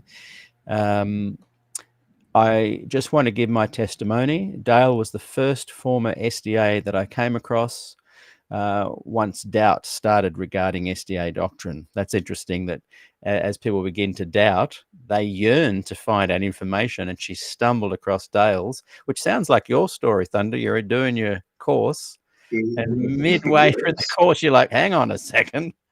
And then you stumbled across Dale. Well, I stumble, I use, maybe it wasn't stumbled. I never heard the gospel preached by an SDA, but that's interesting too, by a SDA, but the truth of Christ and his salvation that he spoke of has lit a fire in me. I'll just find where the rest of that in me, and I'm on a path of reading my Bible without SDA theology hovering over my head.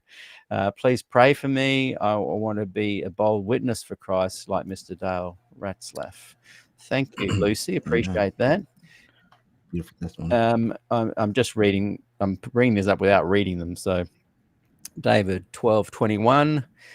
He's commented on someone else's comment. Exactly. Praise God. I had 40 years in a Baptist church before being misled into SDA and then getting out.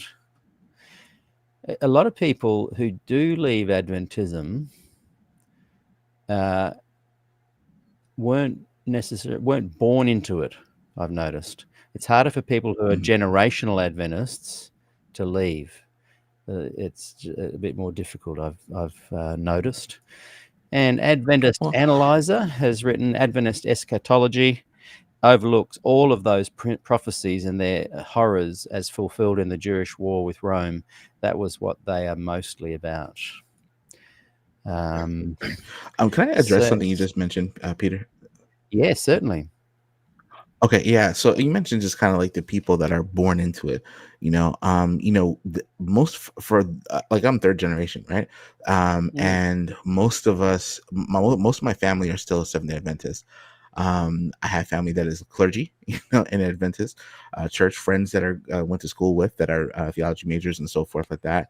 And those kinds of things. I say theology majors, we graduated years ago, but you get the idea. They're pastors now, some work for the conference and so forth like that, and so they're steeped in it, and so for me to leave, I literally had to leave everything, right? Exactly. So that's why it's harder. When Christ is talking about those who won't leave mother and father for me, or put their hands on the plow and then look back, they're not fit for the kingdom. I have to take that extremely seriously, because it has cost me. It has cost it has cost me family relationships, like close family, so this is one of those things that I'm all in. That's right. I'm putting my lot with Christ. You were talking with Mr. George yesterday, and you mentioned about like how, like, say an Anglican or a Baptist, when they leave, it's no skin, right? Right. When we leave, big,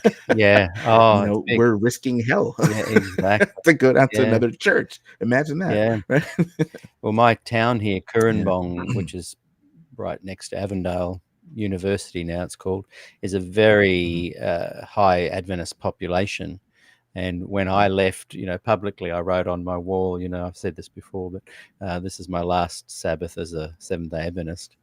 That week after that, I'd walk down the street, down the shops, and people literally crossed the road to the other side as I was coming. And I've had experience. I've had experience in being ostracized before for playing music that they didn't like or whatever. So I just crossed the road as well. And then they'd go back, and I'd just press the road. And then I'd just say, "Hey, how you going?" Just keep it friendly. That's right. But you're right. You don't catch those former SDA cooties there, buddy. You're so right. The difficulty, if you're born into it, generational Adventist, there's a price to pay. There's a price to pay. So, but, I hope that people see that people like myself, you, Thunder, have survived and wouldn't change a thing, ultimately. That's correct. No. And just bringing up Rose Power, sadly, the Adventist Church does not want to know those who leave, as they fear they may be given a bad label. That's interesting. I just want to give a shout out to Dr. Norm Young, who was there at Glacier View, had a huge role to play, that he was kind of thrown under the bus a little bit and manipulated with, but he lives just near me, an amazing person. He's very involved with the E14 Sabbath School here at Avondale, and he was one of two that actually did visit me face to face and offered wonderful, just friendly, and he's like 89 in the shade. And so, yeah, they're few and far between, but there are people out there that don't care what other people think and will support you. So just a shout out to him for doing that. Just bringing up James. Is it Andres? I'm terrible at pronouncing names. I get mine wrong too. Thanks for everything, Test and MC, and blessings on the superb Dale Ratzlaff. Yeah. Stephen Coe has written, Test the Prophet. We love you, brother. And he's also written, Brother Miles, so glad you came along to serve the cause. And there's lots of comments going over to your paired site too, which is amazing. Thanks.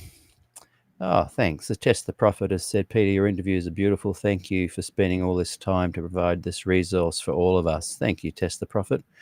One day I'll find out who you are. I know you guys know, but one day I'm going to find out who you are. Yes, we know. Can you do a reveal on my show? That would be so good. We know. Do a reveal. He's a great guy, man. That's Very going to great. blow the internet to pieces. Test the Prophet. I'll advertise a month ahead. Test the Prophets are coming. Thank you for that. Oh, and Miles had said something. Yes, Peter, this is called your hedgehog concept. No one else is doing your thing. So be the best at that. Thank you, Miles. Appreciate that. Look, I'm just getting some nice comments. I'll bring them up while I can.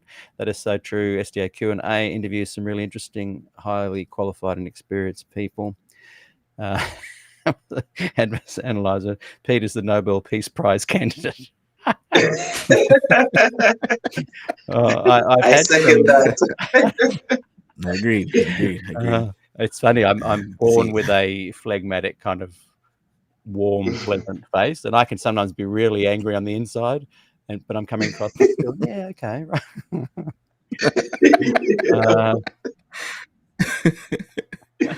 That's funny. Here we're bringing up Kurt Brower. And by the way, I'm seeing some new names here. So it's probably via you guys that are subscribing to the YouTube channel. So thank you for that. So thankful for Dale Ratzlaff's courage to share his story and research for those of us digging deeper and coming out of SDA. His legacy is reflected in the outstanding work of those gathered here. Wow, that's great. And thank you, Fred. Pete's gift is listening, though in the real world, no one would agree with that. Certainly my wife. It's funny. EJ had mentioned earlier about the variety of people that you have, and I remember the like he's so articulate, right? And he has like these words that sometimes when I was looking at the manuscripts for the books, I'm like, what the heck is that? The vocabulary is massive.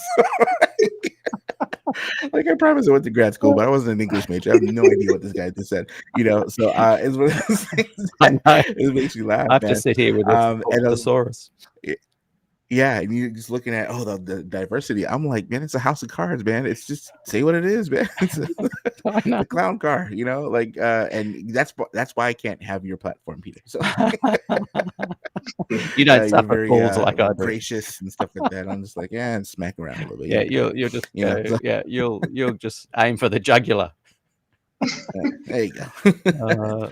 Although someone I had on the show gave me a nickname that's a bit derogatory, and I'm not ever going to share it because I said to him, if I ever hear someone say that, I'll know that it came from you gossiping about me.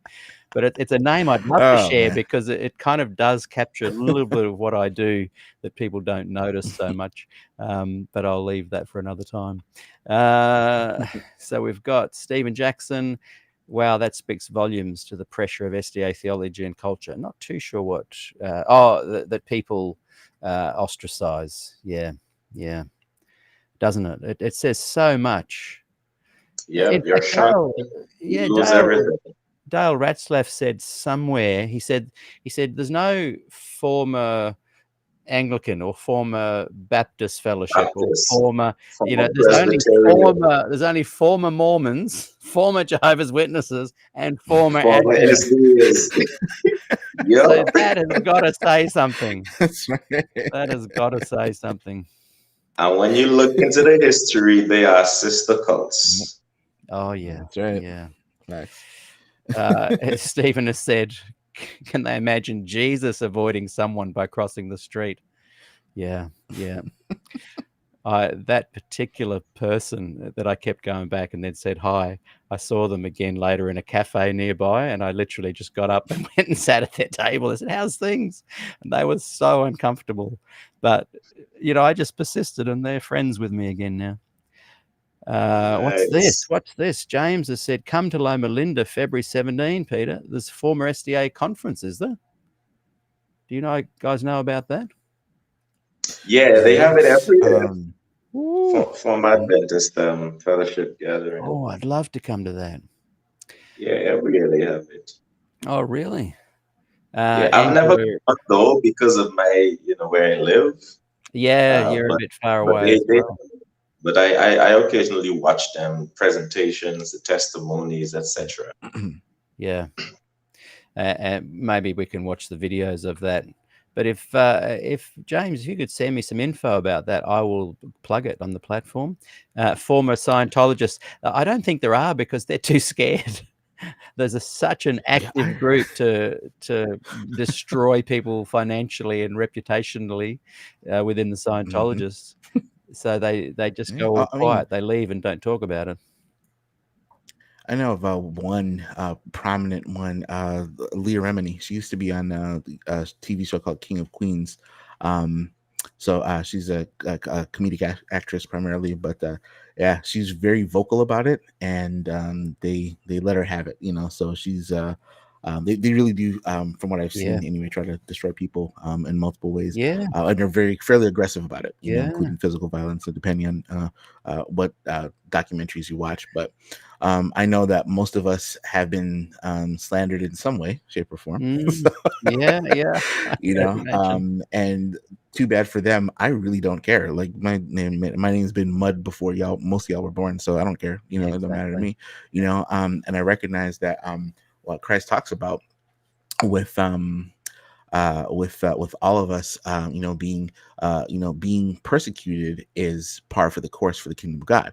Right. What we do, many SDAs would view as persecution, and some lash out in terms of the ad hominem attacks that we talked about many times before and we've experienced.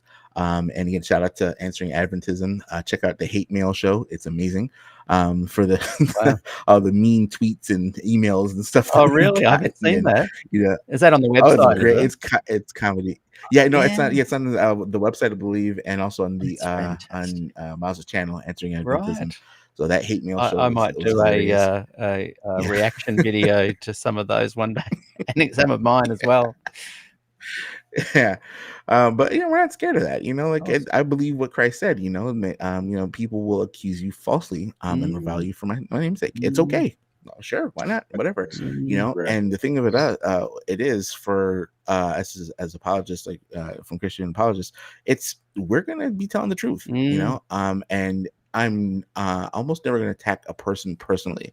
Almost never. I have my limits, and sometimes I'll go there. You gotta pray for me, but but I'm going for the doctrine first. And if you want to hold tight to the doctrine, you're gonna get your knuckles rapped. Yeah, exactly. That's how that goes.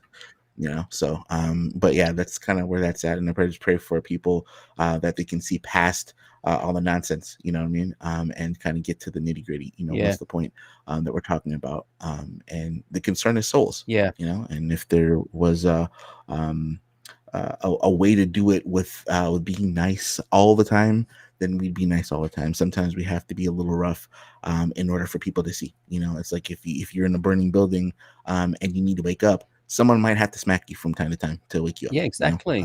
And it's in love. Yeah, true. Exactly. Exactly. In fact, I said this yesterday. I said to a good mate of mine about 9-10 months before I left, I said, I'm not going to be an Adventist by my next birthday. And as I came up to the Friday before the Monday of my birthday, I realized, wow, I'd said that. And so it's just something in my brain, because I'd given myself a timeline, and birthday kind of indicates rebirth. I found myself sitting there for hours on the Friday, literally about 3:30 in the afternoon.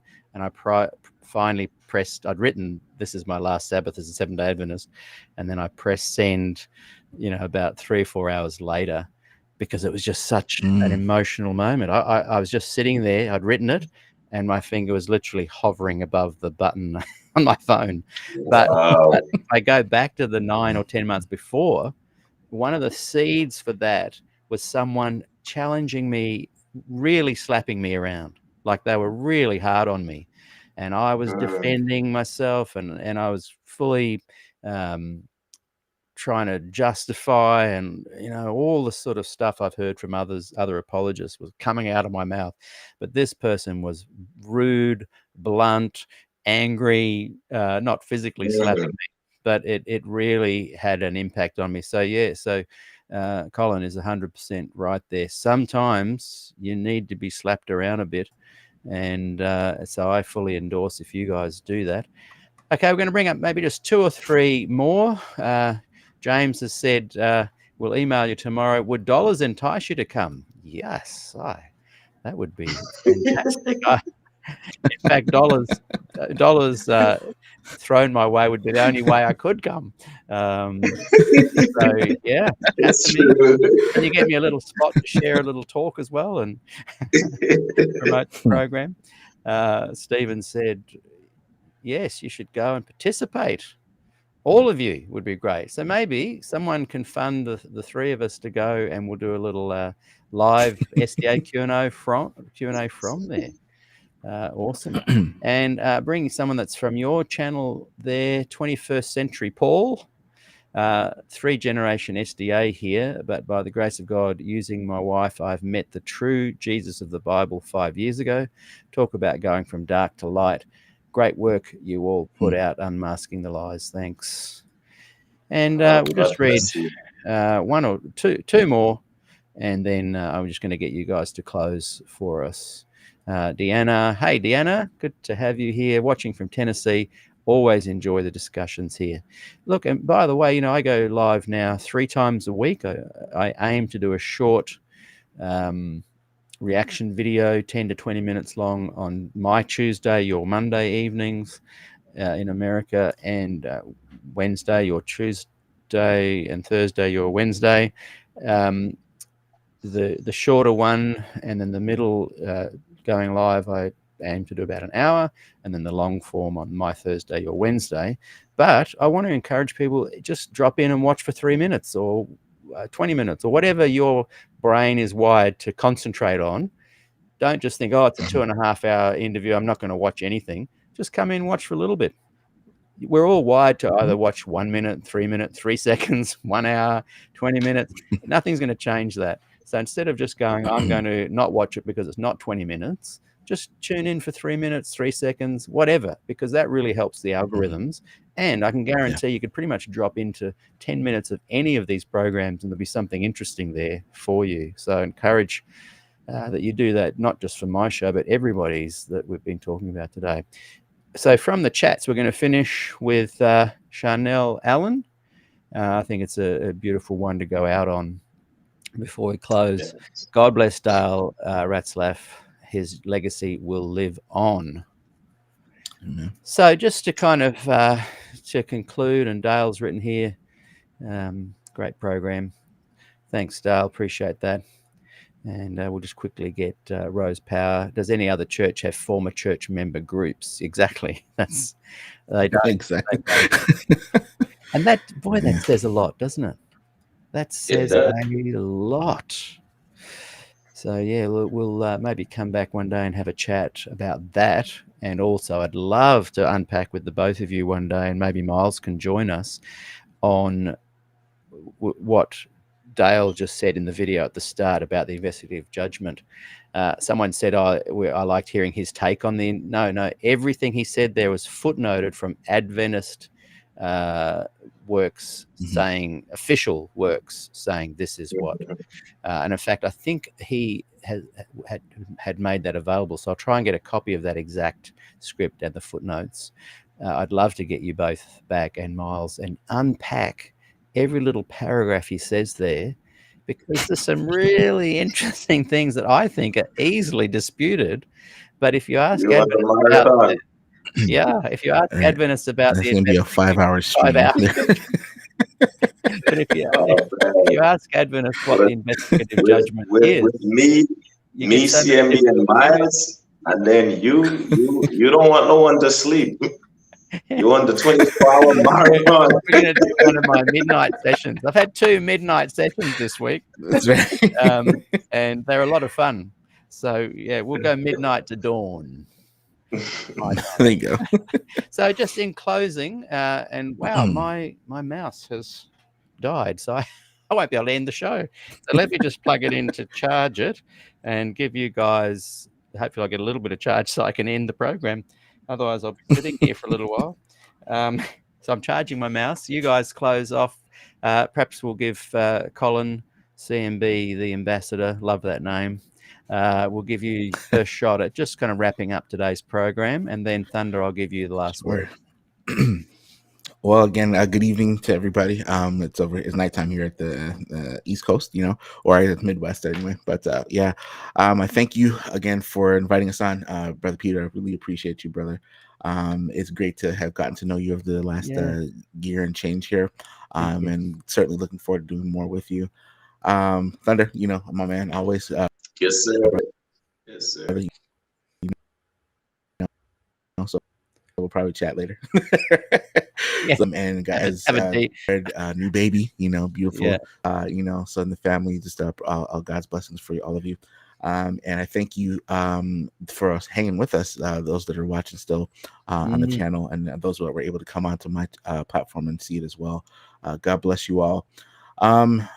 What can you say, for a man like Dale Ratzlaff? Again, having not known him personally, I feel like I do know him a little, just from being from an outsider's perspective, and seeing how the Lord has blessed him and how the Lord has used him, and for him to invest in other people. You heard Thunder's testimony earlier. If you guys are just joining in, just make sure you guys check it out again and see the whole thing where Thunder was giving his testimony about how Dale helped him get started, and what the ripple effect, again, that's what I'm going back to again, how that looked, and how that was, and it's still going, and going strong. Thunder did not mention this, but Thunder is also one of the contributors to Urban Apologetics, the second group in that, second book in that group, and the subtitle is Cults and Cultural Ideologies. And his chapter on Seventh-day Adventism, it's very a small version of hiding in plain sight, you know. So, Yeah. so thank God for that, and that has gone out to a much wider audience as well too.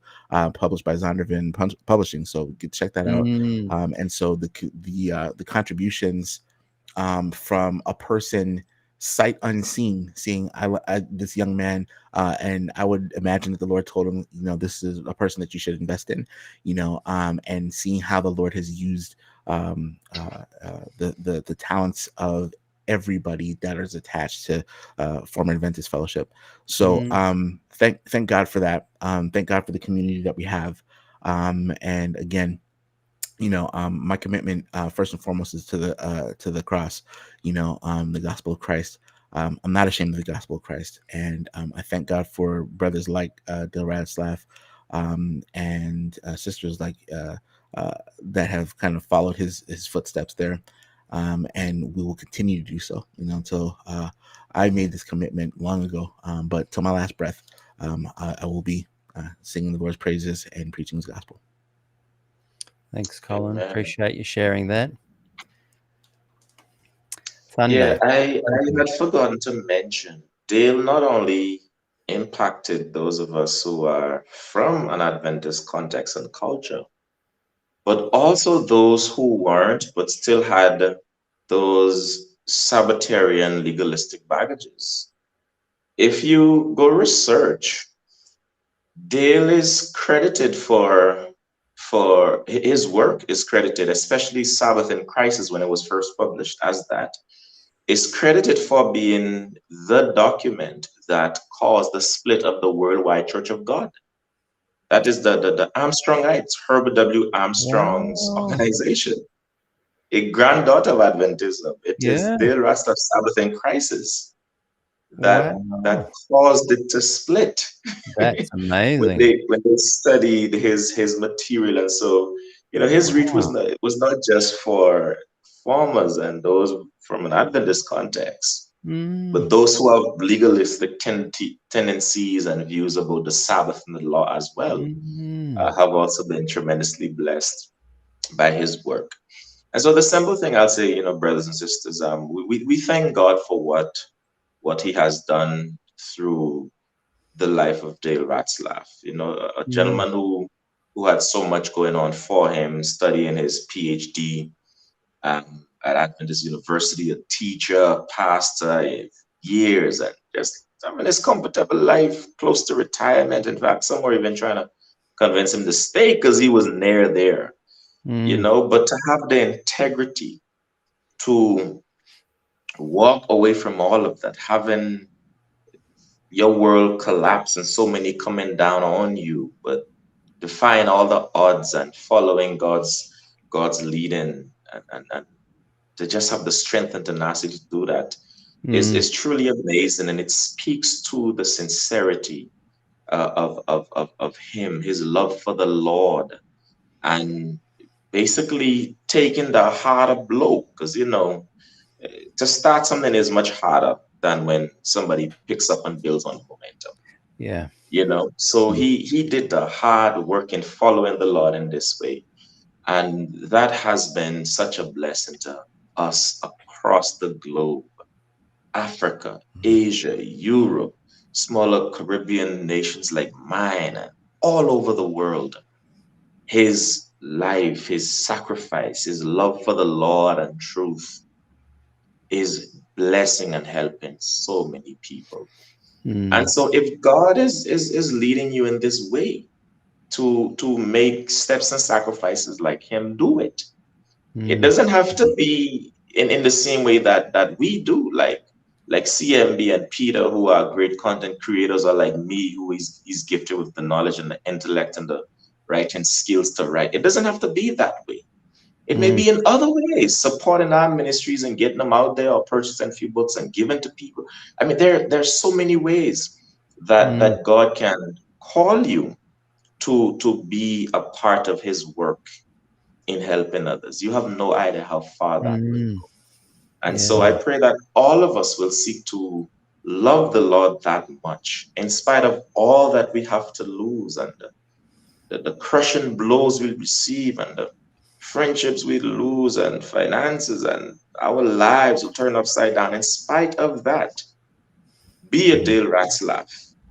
Go out on a limb, even if it pops with you, to say, I will stand for the truth, I will stand for the gospel, and I'm willing to start all over again, even if I am 50 years old, almost 60, as he was. I'm going to trust God and start again with the truth and let him lead. Let that be your conviction.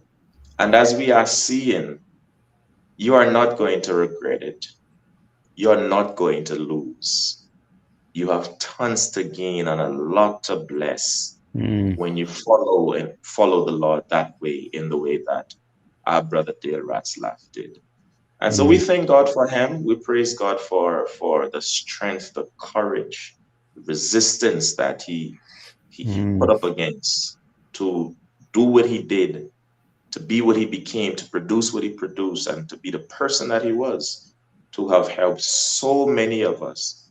And now, so many all over the world, some we will never see, meet, or know in this life, who will come into a better understanding of God, the gospel, the kingdom of God, and be saved, and we'll meet in eternity.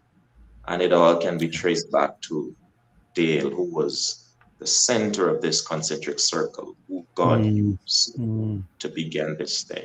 So God bless you. Think about these things. Wonderful. Well, thank you, gentlemen, and thank you, everyone, for watching. And let me just see if my mouse is charged enough. Otherwise, you can all go, and I'll have to... Well, it hasn't. That is the most bizarre thing that has ever happened. Get all the bells. Get all the bells. Get all the bells. I don't even think it's there's no light. You gotta hold it up until the mouse charges up, Peter. Yeah. So it's charging, but no lights coming on. Peter, this is going to teach you to have a cord one on standby. On standby. Have a cord one on standby you can plug in. Oh my goodness! And you can't end the show you're in, can you? You can only leave. Yeah, I can only leave. I have never had that happen before. So, well, thank you, everyone. I might sit here and just keep reading some comments, but we'll officially end until my battery is charged. We've got here, I need all 3 volumes of Hiding in Plain Sight. Keep bringing Lord. God works in mysterious ways. I tell you. So I'll just sit here. We're officially finished, everybody. Thanks for joining me today. Thank you so much to my guests, Thunder and the Ambassador. And I look forward to chatting to you guys more. So you feel free to leave the room when you like, and I'll just sit here and read a few of the questions until the mouse charges. And if it doesn't charge, I guess I can force quit, shut the computer, and that'd probably end, wouldn't it? And it will shut it down. Yeah. Blessings to you, gents. Love and blessings as always. Take See you guys. Good night, everybody. Happy New Year to y'all. Yes, Happy New Year. See you guys later. And so that was a very special program there, remembering Dale Ratzlaff, or Dale Ratzlaff Remembered. My mouse has gone flat. Someone just wrote that they'd chatted to Dale on the phone. That's great. Angela has just written, Amen, Thunder. Cindy Lou has said, I'm just reading your comments until my battery charges and I can end the program. Otherwise, I'll try and force quit. What is the force quit again on a Mac? Is it Control Option Escape? Cindy Lou has written, may God comfortable and send healing light to all gathered here. Blessed be. And may God comfort, get thee behind me, autofill. Test the Prophet, it says, Peter, you can try hitting Command Q to quit the browser. And that should then end the show, shouldn't it? Kurt Bauer has written, I'll buy you a corded mouse. Thank you. I'm just going to write this down. Command Q. Right. I'll try that in just a minute. Thank you, Test the Prophet. And you're all welcome to disappear and say farewell, but I'll just read a couple of these, give my mouse a chance, and if not, I'll do the Command Q or the whatever it is, the Control Option Escape, I think it is. Unplug the computer. Yes, that's a good idea. Turn the computer off, Peter. You can also navigate with your keyboard. Oh, can I? You have to tell me how to do that, Stephen Jackson. Stephen Coe has written, "Hey, Peter, you guys were great. Thank you, Stephen. Really enjoyed today. We will keep you company until your mouse comes back on." Thank you, Adventist Analyzer. Tell us a bit about yourself. Have you got your own YouTube channel that you do this kind of stuff on? Mark Anthony has said Command Q. Cool. Command is the button to the left of the space bar.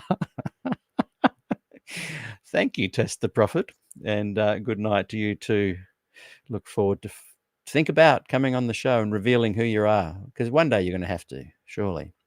Rose has said, "Hey, Peter, you should do a session just on how to transition from church member to being a Christian outside the church." As in have guests on to interview?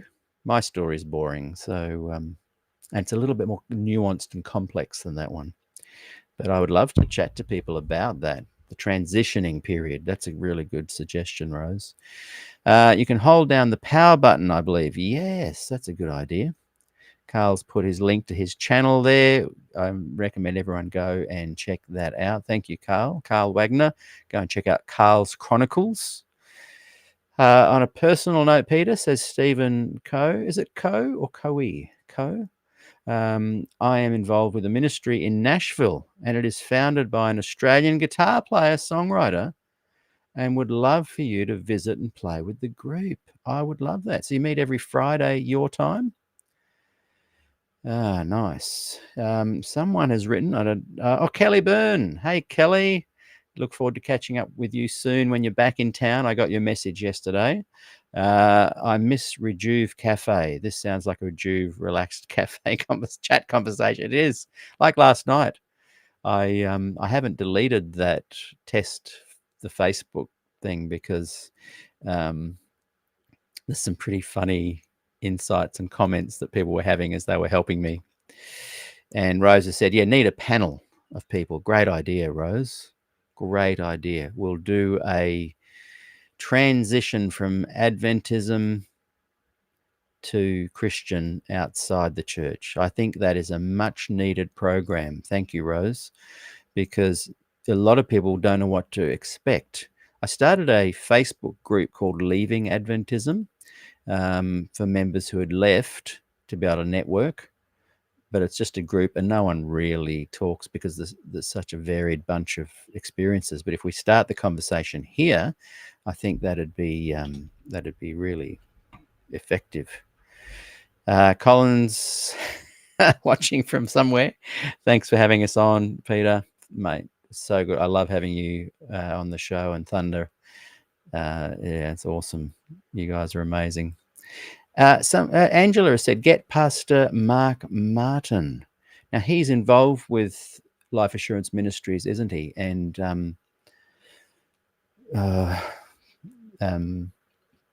Proclamation, I think. And look, George Tisha yesterday has done a great job at contacting a few people to be on the show, asking them on my behalf. If you're watching and you'd like people on the show, ask on my behalf, would be great. And then I can kind of communicate with them and pick a date. Have you noticed the changes in the background of the studio, by the way? All the drapes in the background are new ones. And I've organized my books a little bit better. See here. And those two little red horns are a Fender Stratocaster split in half to make bookends. So they're not devil's wings coming up on my shoulders. Yes, so Mark Martin would be great to have on the program. There's still quite a lot of people watching. We're officially finished. I've got nothing left to say other than just reading the comments. But it's nice just having a chat. Feel free to write something. Any questions? This might be your chance to ask me some hard questions. Put me on the spot. No, he is a former who pastors Calvary Chapel in Arizona with 12,000 members. Okay, yeah. Then maybe you could reach out to him for me, Angela. Books are decoration, or did you read them? Well, let me have a look.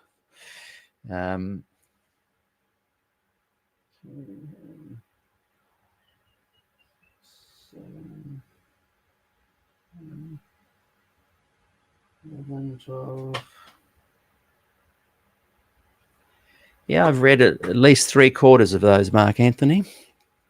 I love reading. I'm a reader. I read my way out of Adventism.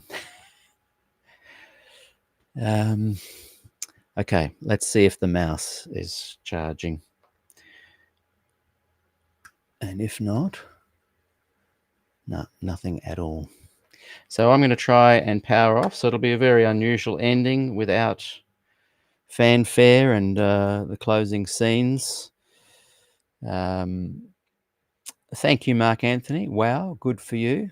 Yeah, I've read hundreds of books before my eyes. They're not deteriorating, but I have trouble reading unless the light's just right. And I don't really, I love reading Kindle stuff, but again, it's kind of a bit uncomfortable. I love books. And I'm going in for the eye surgery, not LASIK or LASAK or whatever it's called. It's where they remove the lens and replace it with a kind of a plastic one. My sister-in-law's had it done, and she said it is incredible. She can read, she can focus close, in, out, long distance. So I'm going to go for that, and that will kick off my book reading again. I would often have 5 books on the go at the same time, and I'd read a chapter, read another chapter, read a chapter, and then I loved it. I love audiobooks. I love audiobooks. I'm constantly, when I'm driving, constantly listening to audiobooks. Mark Anthony, you'd like to interview me someday? Yes, I would be very interested in that. What's your platform? Where can I go and see some of your work? Walsh has said grace and peace. Someone has said cataract surgery. No, it's not cataract. If it was, I'd be able to get it for free on my healthcare card. But it's just simple vertical stigmatism or something like that. Can you do the lens surgery as selective surgery? No, unfortunately. Oh, Mark Anthony, right here. Sure, I'd love that. Can I ask questions of you and we go back and forth like a conversation? Someone, Carl has written, Martin was an associate pastor at the Glendale Church when he left. Oh, interesting. And someone has written, I don't know who it is. Love the idea of listen when you can. Bad reception, came back in. All I got was God bless you, and then lost signal.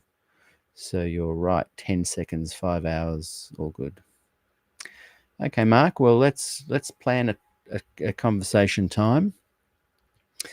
I'm trying the mouse one more time, but yeah, I should have. It's just not charging at all, I don't think.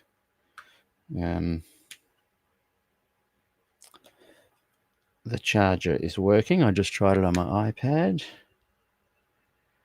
And